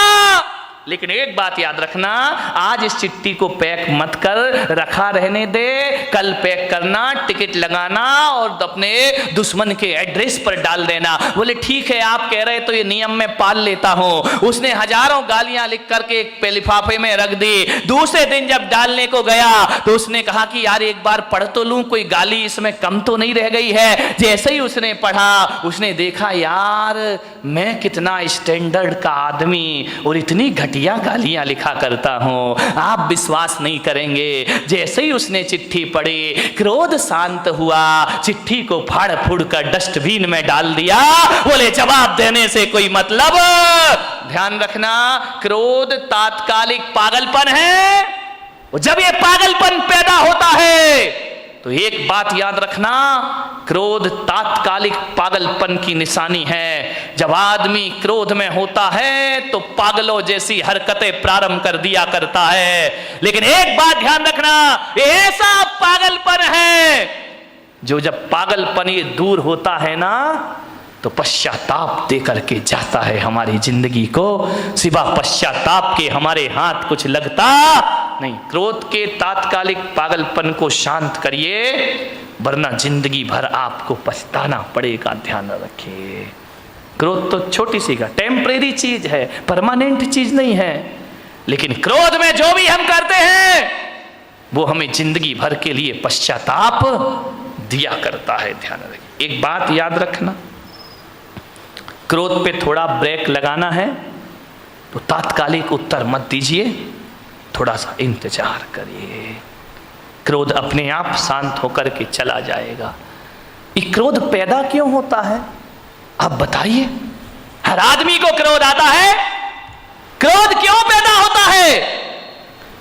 जब अपेक्षा बढ़ जाती है तो क्रोध का जन्म हो जाया करता है। उम्मीदें लगाते हैं हम बहुत ज्यादा उम्मीद लगाओगे, ज्यादा अपेक्षाएं रखोगे और उस अपेक्षा की उपेक्षा हो गई तो महाभारत प्रारंभ हो जाएगा। ध्यान रखिए, आप घर से चल के आ रहे हैं, आपका दोस्त रास्ते में मिल गया, आपने उम्मीद लगाई, आपने अपेक्षा लगाई कि राम राम करेगा, जय जिनेंद्र करेगा, देखेगा, मुस्कुराएगा, और यदि उसने नहीं देखा और तुम्हें देख करके मुंह फेर लिया, भीतर क्या प्रयोद होगा? क्रोध पैदा हो जाएगा। अच्छा बच्चों, हमसे ही बच के चल रहा है, हमसे आंखें फेर रहा है, कल तक हमारा दोस्त था, आज निगाहें फेर के जा रहा है, देख लूंगा मैं तुझे। क्रोध पैदा हो गया। ध्यान, आपसे एक निवेदन है, यदि कोई अम्मा जी बीमार पड़ जाए, दो बहुएं उसकी हो और दो बहुएं घर में हो, और जब बीमार पड़ती है तो अम्मा जी अपेक्षा रखती है कि एक बहू आकर मुझे एक गिलास पानी देगी, टैबलेट देगी, दवाई देगी, एक बहू मेरे सिर दबाएगी। ध्यान रखना, आप सोचते हैं कि बहू सेवा करेगी, और बहू ने सेवा नहीं की तो क्या पैदा होगा? क्रोध पैदा होगा। अच्छा, खा रही हैं, रह रही हैं आराम से, थोड़ी सी सेवा नहीं करती, मैं बीमार पड़ी हूं, आके नहीं देख सकती हो। मैं अम्माओं से निवेदन करूंगा, यदि दोनों बहुएं पीहर चली गई हैं, घर बेटे बाजार में गए हैं, और अब आप बीमार हो और अब आपको दवाई खाना है, और जब बहुएं घर में नहीं हैं, तो बताइए अम्मा जी आप क्या करोगी? विचार करिए, बताइए। आप बीमारी की हालत में भी पलंग से उठोगी, उठने के बाद किचन तक जाओगी, गिलास में पानी लोगी, दवाई हाथ से खोलोगी और खा जाओगी। विचार करिए, यदि घर में सुखी रहना है तो बहुओं से ज्यादा अपेक्षाएं मत लगाइए। जब तक हाथ पैर चलते हैं, अपना काम खुद करो और आनंद से जीवन गुजारिए, लाचार मत बनिए। ध्यान रखिए, बहू यदि पानी और दवाई नहीं ला रही है तो ये मत सोचना मेरी बहू खराब है, सोचने की तो बात है, बस इतना सोच लेना मेरी बहू पीहर गई है और मैं यहां पर अकेली हूं। अपना काम खुद करो। ध्यान रखिए, भगवान के मंदिर में जाओ तो ये मत कहना कि मेरे बच्चे और बहू बुढ़ापे में मेरी सेवा करें। मैं पुलक सागर तुम्हें एक सूत्र दे रहा हूं, भगवान के मंदिर में जाओ तो ये प्रार्थना करना कि हे भगवान, बहू बेटे तो छोड़ो, ऐसा बुढ़ापा देना कि किसी से एक गिलास पानी की उम्मीद भी मैं ना रखूं, किसी से सहायता की उम्मीद ना रखूं। इतनी ताकत देना भगवान कि अपना काम में मरते दम तक अपने हाथों से, फिर लड़ाई कहां से होगी, फिर झगड़े कहां से होंगे? हर काम अपने हाथों से कर लीजिए, ज्यादा अपेक्षाएं मत लगाइए, ज्यादा मत सोचिए। ज्यादा सोचेंगे नकारात्मक विचार पैदा होंगे। ध्यान रखिए, यदि अपना काम खुद कर लो। एक बात ध्यान रखना, लोग कहते हैं कि आराम करने से आदमी स्वस्थ होता है, और मैं पुलक सागर कहता हूं कि काम करने से आदमी स्वस्थ हुआ करता है। कौन है धनपति? एक बात बताइए, एक सेठ, 20 नौकर चाकर, दर्जनों गाड़ियां जिसकी यहां खड़ी हैं, एक गिलास पानी भी अपने हाथ से भर के नहीं पीता। नौकर पानी लाके देते हैं, दूध वाला दूध लाके देता है, सब्जी वाला सब्जी लाके देता है, बहुएं हाथों पे खाना लिए खड़ी रहती हैं, 4 नौकर आगे और 4 नौकर पीछे चलते हैं। ऐसी जिंदगी बना ली इस आदमी ने, बिना नौकरों के जिंदगी नहीं चलती है।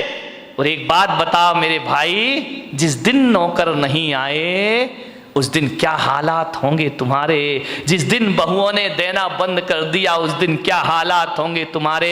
मैं उस आदमी को धनपति नहीं मानता जिसका पानी का गिलास नौकर लेके चलता है। अरे आप विचार करिए, अपने पीने के लिए एक गिलास का पानी भी ना ले पाओ तो तुमसे बड़ा अपाहिज इस धरती पर कोई दूसरा नहीं हो सकता है। तुमसे बड़ा विकलांग कौन होगा? नौकर ना आए तो पानी नहीं पी सकता, नौकरानी ना आए तो चाय नहीं बन सकती।